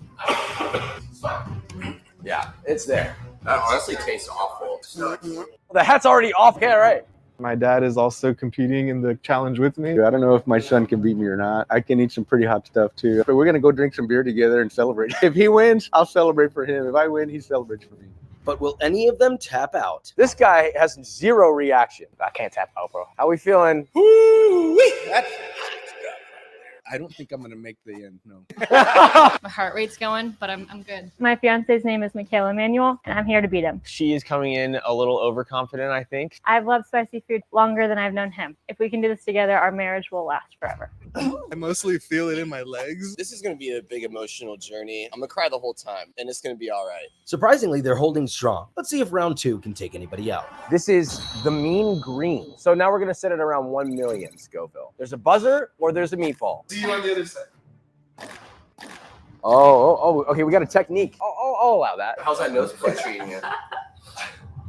I'm already done. All right. Let's see how everyone else is feeling. I'm feeling okay. This one was nowhere near as bad. The pinch in the nose, that's it. The bomb made me think about tapping out. This one was okay. This one was good. I would buy it and eat it. Not really the reaction we were hoping for, but round 3 should definitely take some people out. It's feeling. Round 1, big emotional. in out. I don't know if meatball.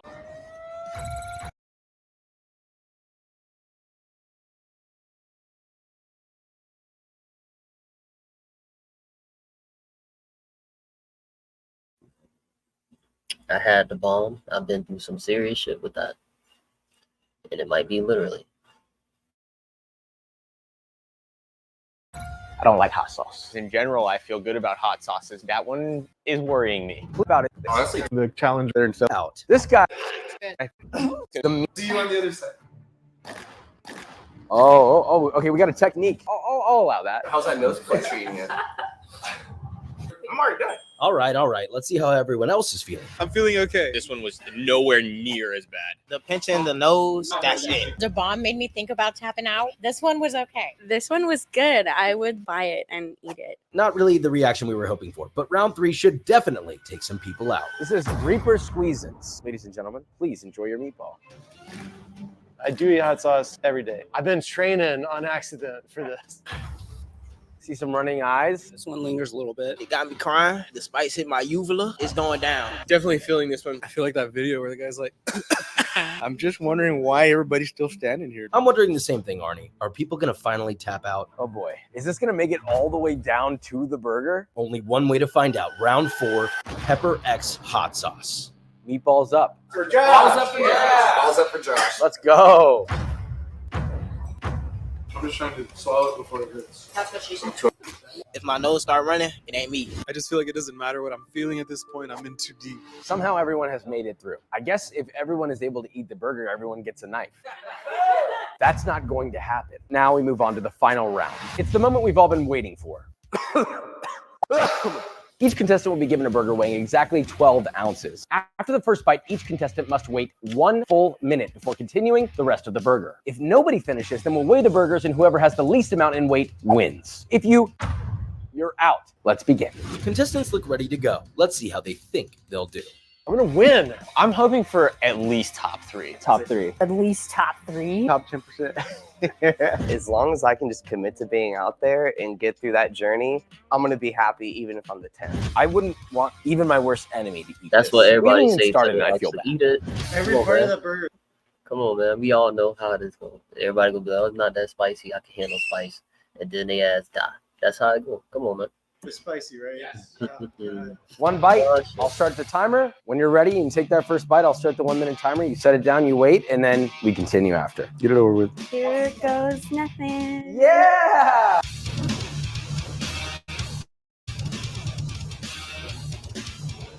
Boom. Your 1 minute begins. Holy mother. There are things happening in my body. Spicy. Literally burning the inside of my cheek. Think about, think about all the good times that there are in life. There's highs and lows. This is a low, Joshua. There's a high inside a low. What's the silver lining? I'm never going to have to eat anything this hot again. That's a beautiful silver lining. Yeah, it's burning, stabbing at the same time. God, it hits your ears. That's up, man. Right, she's meditating. That minute flew by. 3, 2, 1, and now you can eat. Ooh, wow. Yeah, that looks painful. We've got to get some tap outs. I'm out. Oh man, respect, and life. Timer to eat this. We haven't even started, and I feel bad. Every part of the burger is spicy, right? Yes. Oh god. One bite, I'll start the timer. When you're ready, you can take that first bite. I'll start the 1 minute timer. You set it down, you wait, and then we continue after. Get it over with. Here goes nothing. Yeah!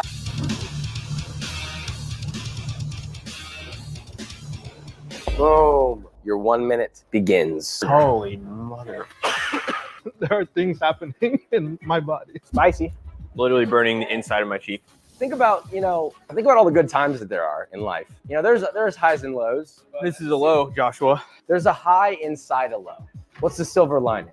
I'm never going to have to eat anything this hot again. That's a beautiful silver lining. Yeah, it's burning, stabbing at the same time. God, it hits your ears. That's up, man. Right, she's meditating. That minute flew by. 3, 2, 1, and now you can eat. Ooh, wow. Yeah, that looks painful. We've got to get some tap outs. I'm out. Oh man, respect.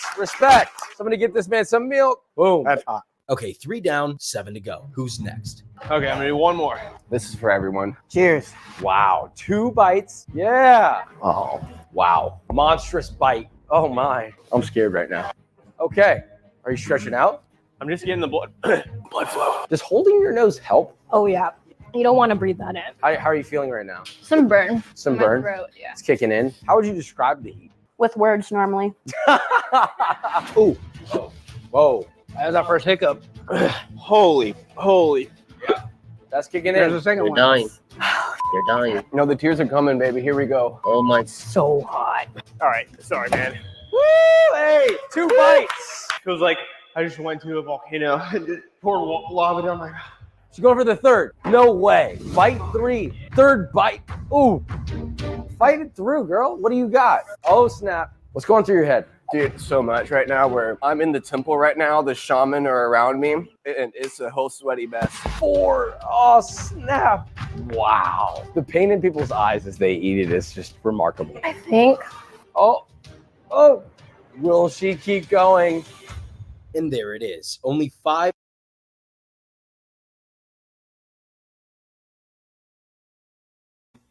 I was low-key going for the Indian chick. I ain't gonna lie. Contestants remain.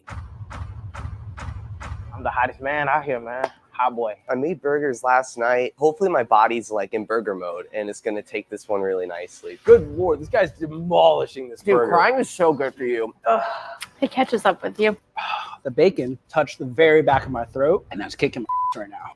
That's how I feel. You can always press that button, man. Who's gonna carry the boats and the logs? You are. I wanna. I'm crying. We got 5. Big girls don't cry. We got this. All right. We're going for 5. 5 bites. Diabolical. Call her Wilden. This sucks. I'd be calling my mom right now. I love spicy food. Dude, I got to put stuff in a box and move it after this. Yeah,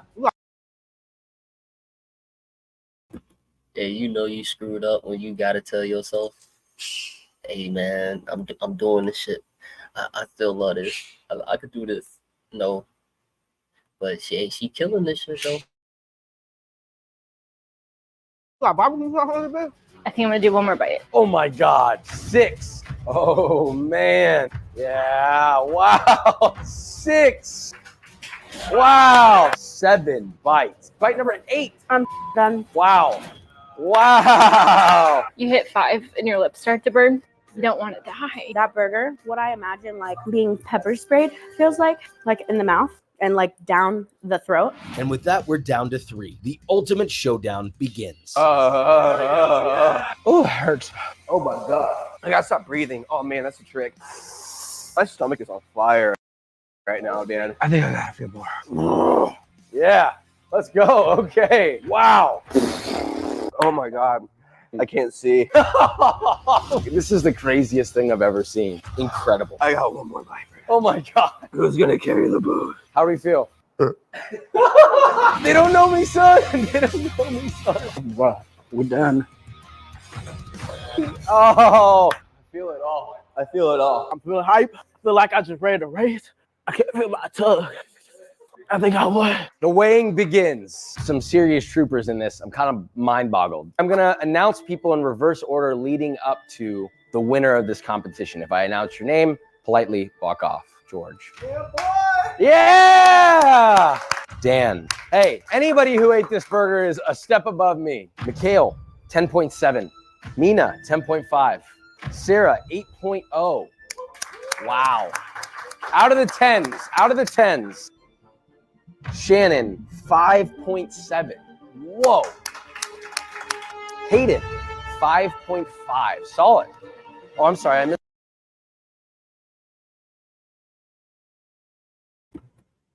Hey, I low-key ain't like that whoa, Josh. What was that whoa? Huh?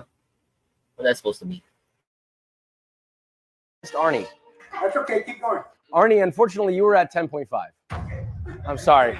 We're back in the 10s. We're back in the 10s. Now we have 2 people here. The amazing thing is this was actually by 0.10 ounces. 10% of an ounce. Gentlemen, please give me your hands. I hope you wash them. But our winner today is Stevie. Beast mode.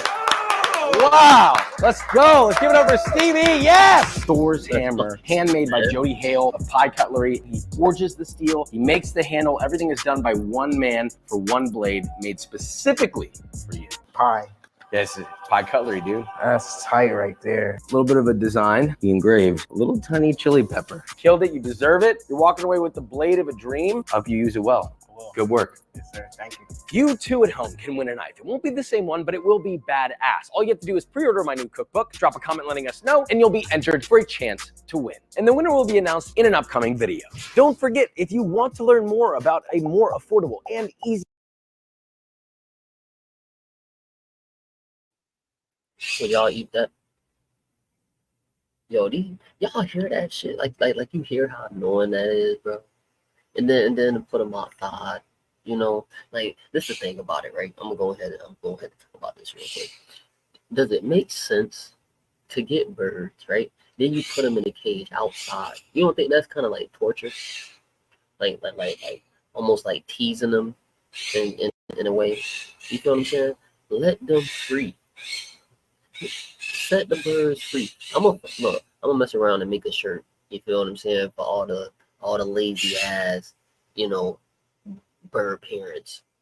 All right, trying to put their ass outside because you annoyed, so you put them outside to annoy the rest of us. That's what you're doing. That's what you're doing.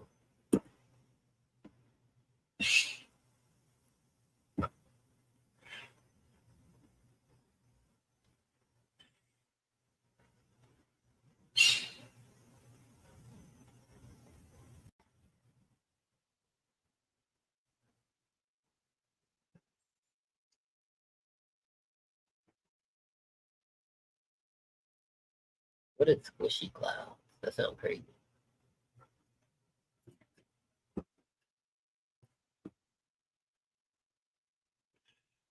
Ma!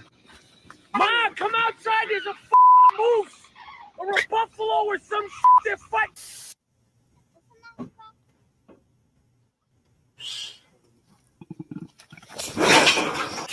Do you know what this is? I bet you don't. Chances are, most of you have never seen this tree chunk before. I'll tell you in a second, but first, quick question. If you had to take a blind guess, how many species of mammals do you think are in the world? Think of all the ones you've seen in your entire life and try to imagine what number that would add up to. The answer? 6,495. And counting, and that's just the mammals. Add in animals in general, and we're talking millions. Which brings me to my next point. Armageddon, like that. Illuminati from Madagascar. What the is that? Damn, that's from Madagascar. Something from the Bronx. Oh, that's super nasty. One of the is right there on 14th Street. This man is a wordsmith. Laugh at my man's all you want, but understand, if school doesn't teach it to you and you don't see it in a zoo or on National Geographic and it's not the animal of the week on Reddit, you'd have no way of knowing some animals even exist. Which is why I can personally guarantee that you haven't seen or heard of all 10 animals in this video. You might know 3 or 4, Animal Planet veterans might get 6 or 7, and hey, some of y'all might know 8 just from watching me long enough. But I promise you there's gonna be at least one animal I talk about that you've never heard of before. I put that on my hairline, and I wear this hat every video for a reason. So let's make a game out of it. If I show you something new, you lose, and you gotta comment what animal was the one to stump you. And for 90% of y'all, the game ends right here. Because what do you think this is? Some kind of monkey? Maybe an obese lemur or an AI-generated sloth? You're not gonna believe this. It's a koala. Okay, not really, but koala is actually closer than anything else I said. This porky, dead-eyed struggle monkey is the bear CuZo, and despite looking like nature made it on a deadline with spare parts, it's actually a marsupial. This thing that looks like a Madagascar understudy is more related to kangaroos, devils, and quokkas than it is to any lemur. And that's about as much as we know about them because we haven't been able to figure out much more. They've essentially been gatekept from the rest of the world, only found on the Indonesian island of Sulawesi and remote islands nearby. We have no clue how many overstuffed tree chunguses or chungai are in circulation, and currently only 4 zoos have this monkey sloth on its roster. Even its name is an identity crisis since CuZo means possum, meaning on paper, you're looking at a bear possum, but its Latin name is Ailurops ursinus. And I didn't take Latin in high school because French was too sexy, but I'm pretty sure that means cat bear. Basically, not even science had a handle on what this off-brand koala was. And they have the same meal plan as them, and since they eat nothing but leaves, they virtually spend their entire lives on quarter playback speed. In fact, this great value lemur spends 5% of its day eating and 63% resting.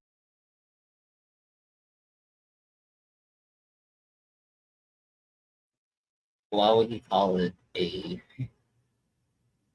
great value lemur? That's disrespectful, man. That's 16 hours a day eating and recovering from eating. That is load management, and boy is this tree chonk a load. They'd probably be cute if their eyes didn't disturb me on a spiritual level. This is a CuZo that has seen some shit. And clearly they never recovered since they're painfully shy and will even cover themselves with leaves if they see you first, since they're terrified of humans and only live in the most isolated areas of the forest. Also, this is a Thalad bear cuscus, and they're a lot cuter, but it also looks like a wombat that got severely laced. But with them being highly rare tree-loving marsupial introverts, it makes sense that you've probably never seen them before. But the next animal is probably the biggest one you've never heard of. This animal has been called 6 dissimilarities, and it's because it honestly looks like a wildebeest, buffalo, bear, and friends all did a fusion dance, and this was the outcome. This absolute unit is the Taucan, and they can stress the scales at up to 800 pounds of pure confusion. The Taucan is essentially a giga goat, with their closest relatives being the mountain goat and the chamois. And yes, the mountain goat isn't an actual goat because that makes sense. The Sichuan Taucan actually shares a range with the giant panda, and they use that nose to heat up air before it hits their lungs. That nose job of necessity also makes it look like a moose that got too cocky with a beehive, which is no joke how they were first described by scientists. I won't do this for every animal, but its Latin name, Budorcus taxicolor, means badger-colored cow ox. Interesting. Taucans also sweat oil that smells like burning rubber, and they use this to mark their territory. They're not known menaces, but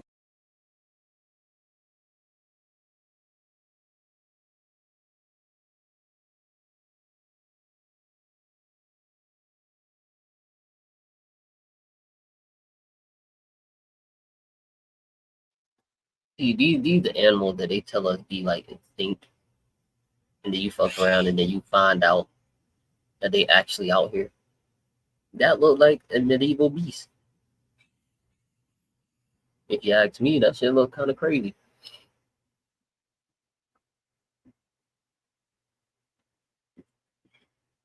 I don't know, man.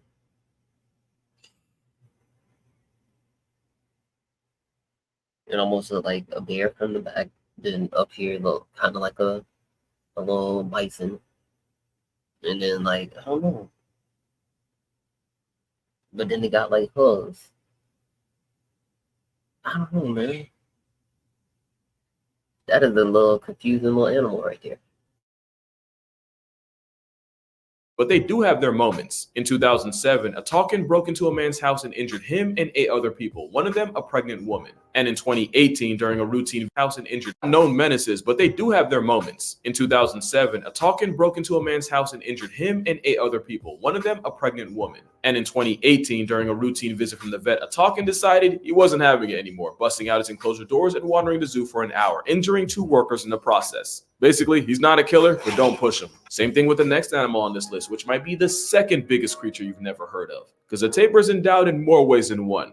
But we'll get to that, guidelines willing. It's a giant plus-size river pig that's actually closer to horses, rhinos, and wild asses. Oh, and donkeys too. They're also the national animal of Belize. Shout out to Belize if y'all out there. There's 4 types of tapirs, and the Malaysian one might just strike a nostalgia nerve if you ever played Pokemon. Because Drowsy was actually based on the travel-sized Oreo elephants of Asia. According to mythology, this tapir was associated with the Japanese Baku, and the Baku were said to feed on the dreams of people, especially nightmares. The IRL tapirs are pretty chill for what they are, even though they can get into the neighborhood of 700 pounds. But they have the dental facilities to bite clean through your arm, so they're definitely one of those F around and find out animals. One family found out when a tapir nearly ripped a 2-year-old in half during a supervised visit in a Dublin zoo. But for the most part, this boneless river rhino is just a flaccid-faced, gentle giant that I kind of wish the world was more aware of. I mean, just look at the teeth on this little guy. You can't tell me that's not cute. Speaking of babies and where they come from, tapirs must have made a deal with the devil. We got one of those F around and find out animals. One family found out when a tapir nearly ripped a 2-year-old in half during a supervised visit in a Dublin zoo. But for the most part, this boneless river rhino is just a flaccid-faced, gentle giant that I kind of wish the world was more aware of. I mean, just look at the teeth on this little guy. You can't tell me that's not cute. Speaking of babies and where they come from, tapirs must have made a deal with the devil we don't know about, since they have a 5th leg long enough to use as a tripod or as a DIY back scratcher. When it comes to herbivorous mammals of the world, the tapir is the real cock of the walk. And to cleanse your eyes from that unsolicited salami stick, I give you the sensei bunny. It's actually a rodent called a viscacha, and its closest relative is the chinchilla. But sensei bunny just makes sense, especially since this is their default pose. And it's because where viscachas live is chilly. It's also kind of cold, so they spend every morning sunbathing and waiting to provide advice to anyone who requires it. Also, I really wish I didn't waste that Chungus joke earlier because, come on, it's right there. And the reason they look like a vertically cheated but horizontally defeated obese wallaby is because, like the chinchilla, the viscacha has some of the densest fur on the planet. Also, I'll be honest, I knew about the viscacha. I did not know they could move like that. That's an actual sleeper build. No, like literally, they look like they were built to sleep when they're not passing judgment. This is the look of an animal whose natural predator is a P-test. Brother is faded. But yeah, that's a Viscacha. And by the way, if you didn't lose the game already, this next animal almost guarantees you will. Because yeah, there is an animal in this picture, and it's possibly the cutest thing. Brother is faded. But yeah, that's a Viscacha. And by the way, if you didn't lose the game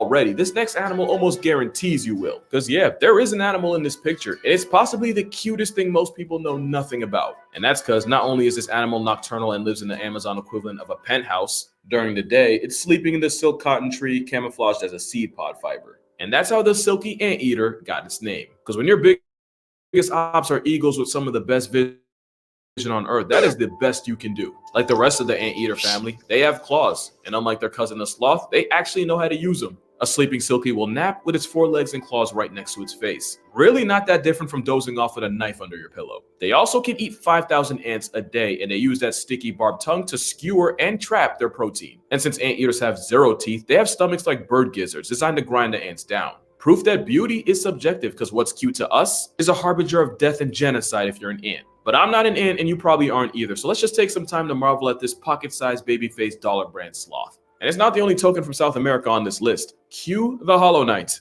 This might look like a regular run-of-the-mill bird, but this little dude has one of the coldest pickup lines in the game.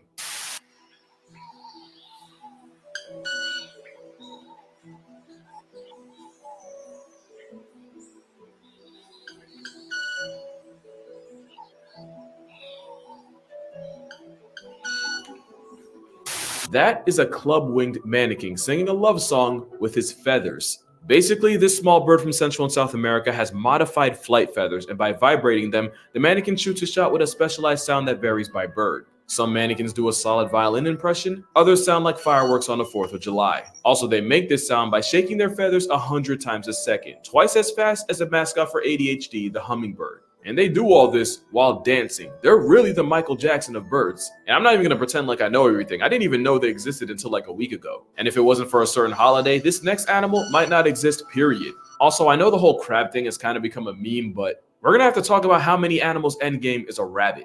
This is the second animal here that isn't even remotely related to them, yet stole most of their design. The bilby is another marsupial, meaning this and I never seen a rat rabbit before. That might be the first one I've ever seen in my life. Might be the first one I've ever seen in my life.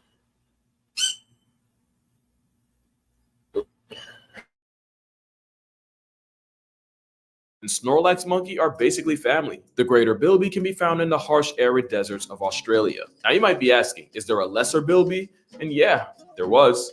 And now they're dead. So clearly not good enough. The greater bilby's not that far behind since they're endangered, which is pretty wild for an animal that only gets pregnant for 2 weeks. Not even exaggerating, at about 14 days, bilbies have one of the shortest cook times of any animal. They're also a close relative of the bandicoot. Yeah, that's a real animal, the more you know. But yeah, greater bilbies used to inhabit 70% of Australia, and today they're barely holding on to less than 20. And a big reason was humans airdropping threats like foxes and feral cats. But these days, the word's been getting out about the plight of the appropriation bunny, and they can thank the sale of chocolate bilbies on Easter. Easter bilbies started in '93, and they've been part of the culture ever since. It's only right that they replaced rabbits, since rabbits are one of the things that got the bilby population in the mud. But today, there's well over 3,000 of them. Not great, but they're not in the worst spot. They're not as down bad as animal number 8, since there's only hundreds of them left on the planet. Nobody would blame you if you went your entire life without seeing it, since they're shy, endangered, and the only place you can find them is in special underground caves in the Balkans. The Olm is a salamander that's blind, vampire pale, and happens to be one of the most fundamentally confusing animals in the world. First of all, they're not born blind, but they lose their eyes a couple months after they're born and even grow a layer of skin over them.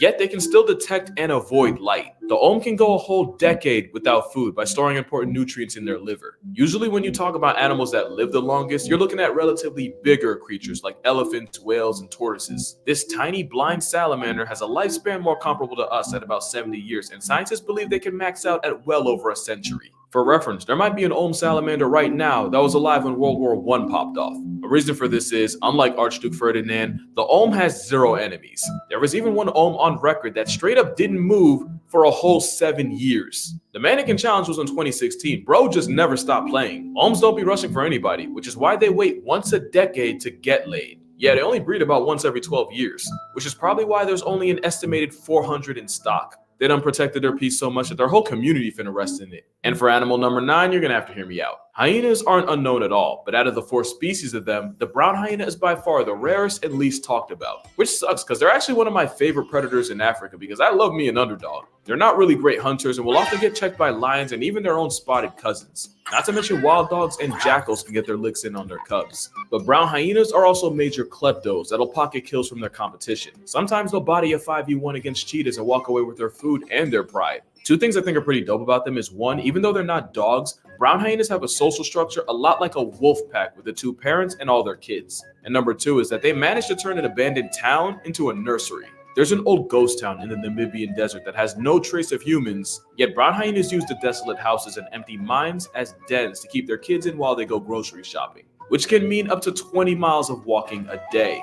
One famous hyena mother has apparently lived in these forgotten ruins for 15 years and even raised 9 generations of cubs and counting. Moral of the story, hyenas deserve better and Simba really ain't shit for putting them out like this. But that ain't even close to how hard humanity has violated the last animal here. This isn't a raccoon, skunk, or a cat. It's one of the members of the cat side of the carnivore family, specifically called feliform, which makes this result of an over-the-hedge orgy more related to hyenas than they are to the raccoons they cosplay as. The African civet is only one of over a dozen species of civets seasoned across Africa and Asia. The raccoon colorway is actually a form of camouflage since the patterns break up their outline and makes it harder to spot them in the bush. You might not have seen them in the flesh and fur, but you might have heard about them, especially if you drink coffee, because the world's most expensive and gate-kept coffee.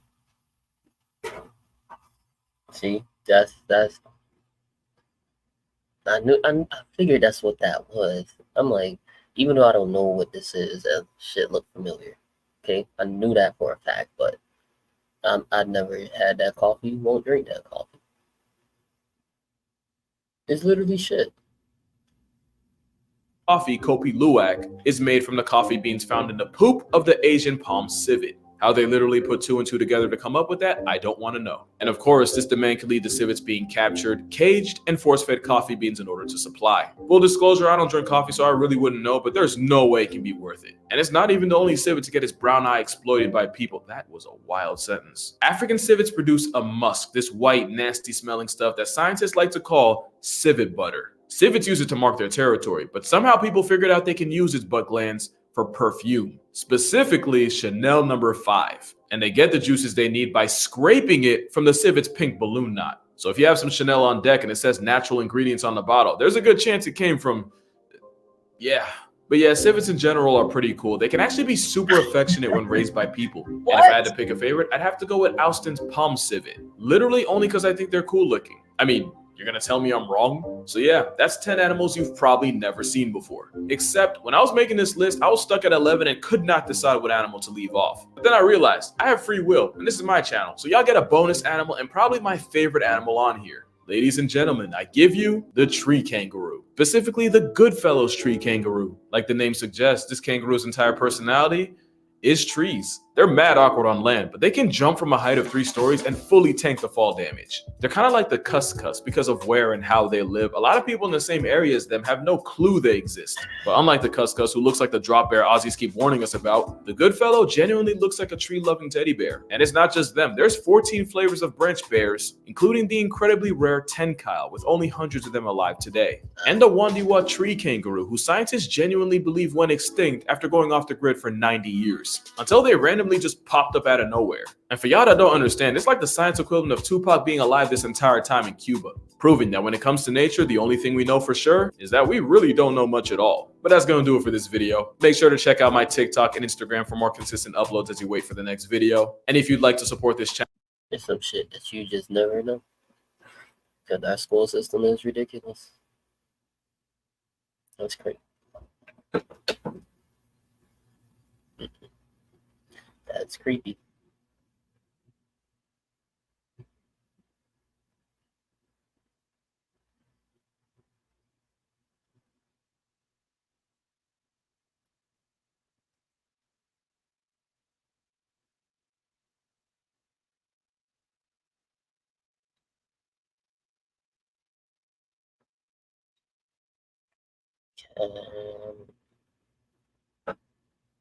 Damn, that's crazy.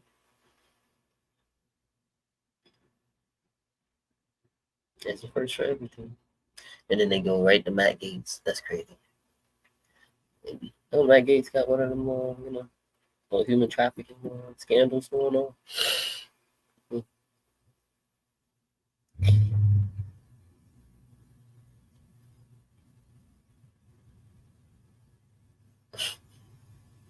Trying out Asian snacks. Let's get it.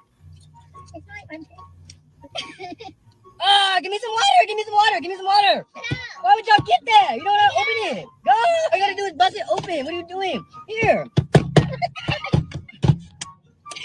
Why did y'all buy this? I gotta do a whole puzzle just to. Oh! No! I just cleaned it. Pocky sticks. Dang, this is fire. Next, we got these alien cones. Pocky, yes. I like that shit. Why are you eating mine? You had your own. You got your whole one. I didn't eat it. You know she licked that, right?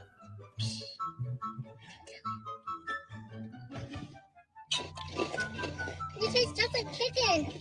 This does not taste like chicken. Look at that Burger King nugget. Oh, that's fake meat. You're fake. Trying out Asian snacks. Let's get it. Yo, I just there be some Asian snacks that I really grew up to love. Not gonna lie.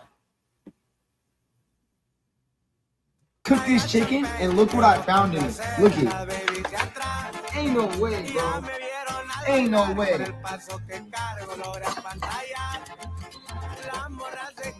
Oh, there's a chicken inside of that chicken. Yo, look at this.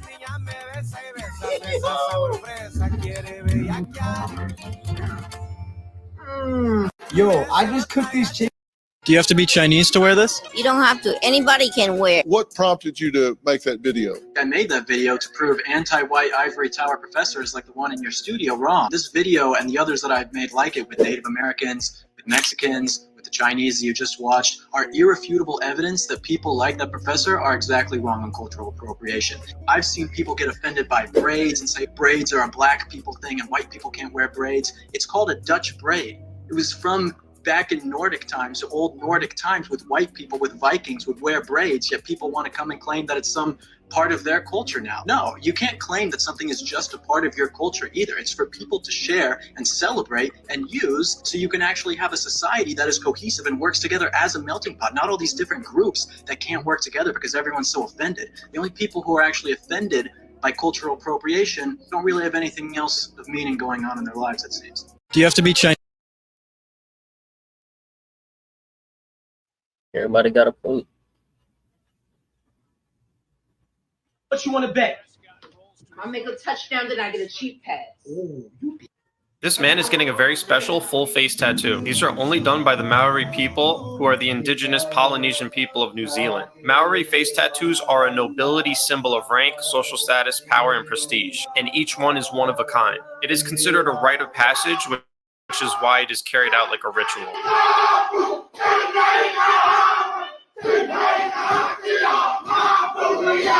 This man is getting a very special full face tattoo. These are only done by the Maori people. That's one thing that I love about it. Cause it be like, man, culture, everything got a meaning to it. Fire. Tradition, I love it.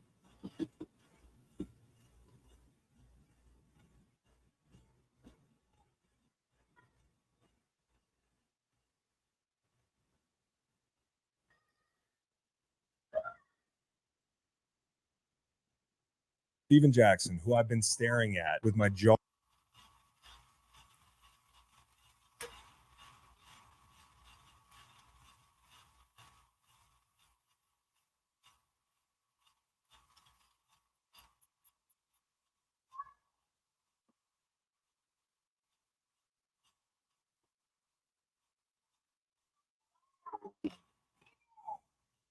So at this point, it seems like Jada Pinkett Smith's attempts to embarrass her husband, and herself for that matter, are never going to end. Years ago, this couple was looked up to with admiration by many as an example of a good relationship. J. Cole even had his now infamous line about, Hold on, I'll be right back. Cause this guy.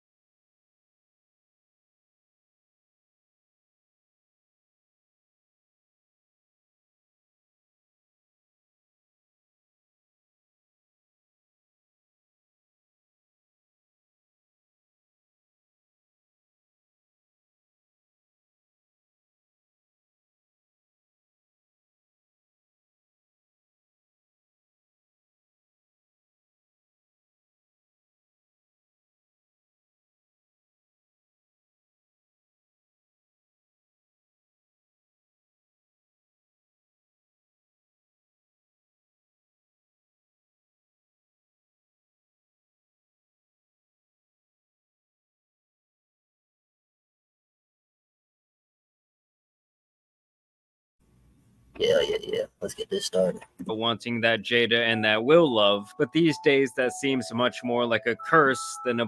I know J. Cole regret. I mean, I don't know if he does, but I know if I said it, I'd be pissed the fuck off. Blessing on all accounts. I mean, at this point, it's almost like saying you want that Adam and that Lena love. That's just nasty. Because ever since this dude August came out and said he was smashing Jada in Will's very own home, things have really never been the same for this entire family. I actually sat down with Will and had a conversation. He gave me his blessing. And I totally gave myself to that relationship for years of my life. And obviously, the worst part of all was the intervention that Jada hosted on her Facebook show, The Red Table Talk, with no other than the Fresh Prince himself. I felt like it was important to come to the table to really clear the air. Where Will sat there and looked like a kid whose puppy just escaped from their backyard, as his wife not only confirmed these rumors, but also made sure everyone knew that she thoroughly enjoyed, in her words, what was an entanglement with one of her son's friends. We actually became really, really good friends.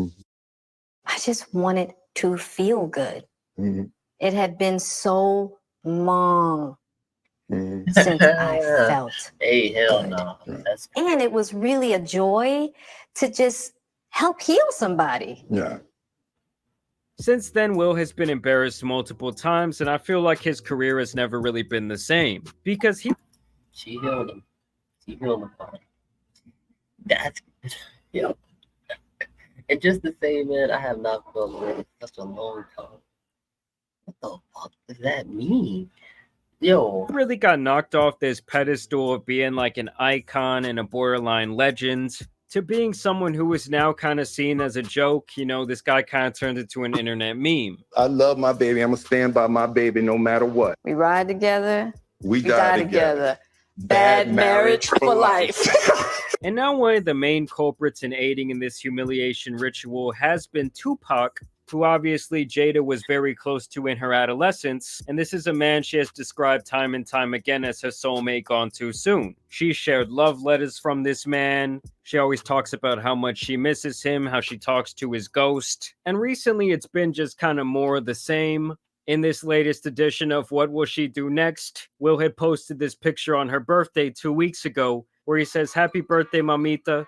I've been to 28 of your birthday parties. I don't know if we're ever going to top the one that Rakim performed at, but here's to a lifetime of trying. Hashtag walking each other home." Now, obviously, with the current state of the internet and how many people like to clown on this relationship, Will had to turn off the comments for this post. He also shared a bunch of pictures from her, presumably from a bunch of different birthday events that, you know, he threw for her where she's performing with Rakim and just in general having a good time, kind of just something you would see from a husband commemorating his wife's birthday.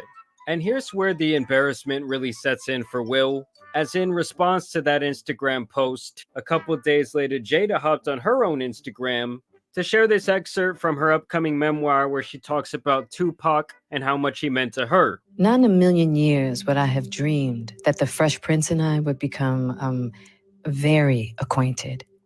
Not in a million years did I imagine 3 lives, 3 fates would be so intertwined.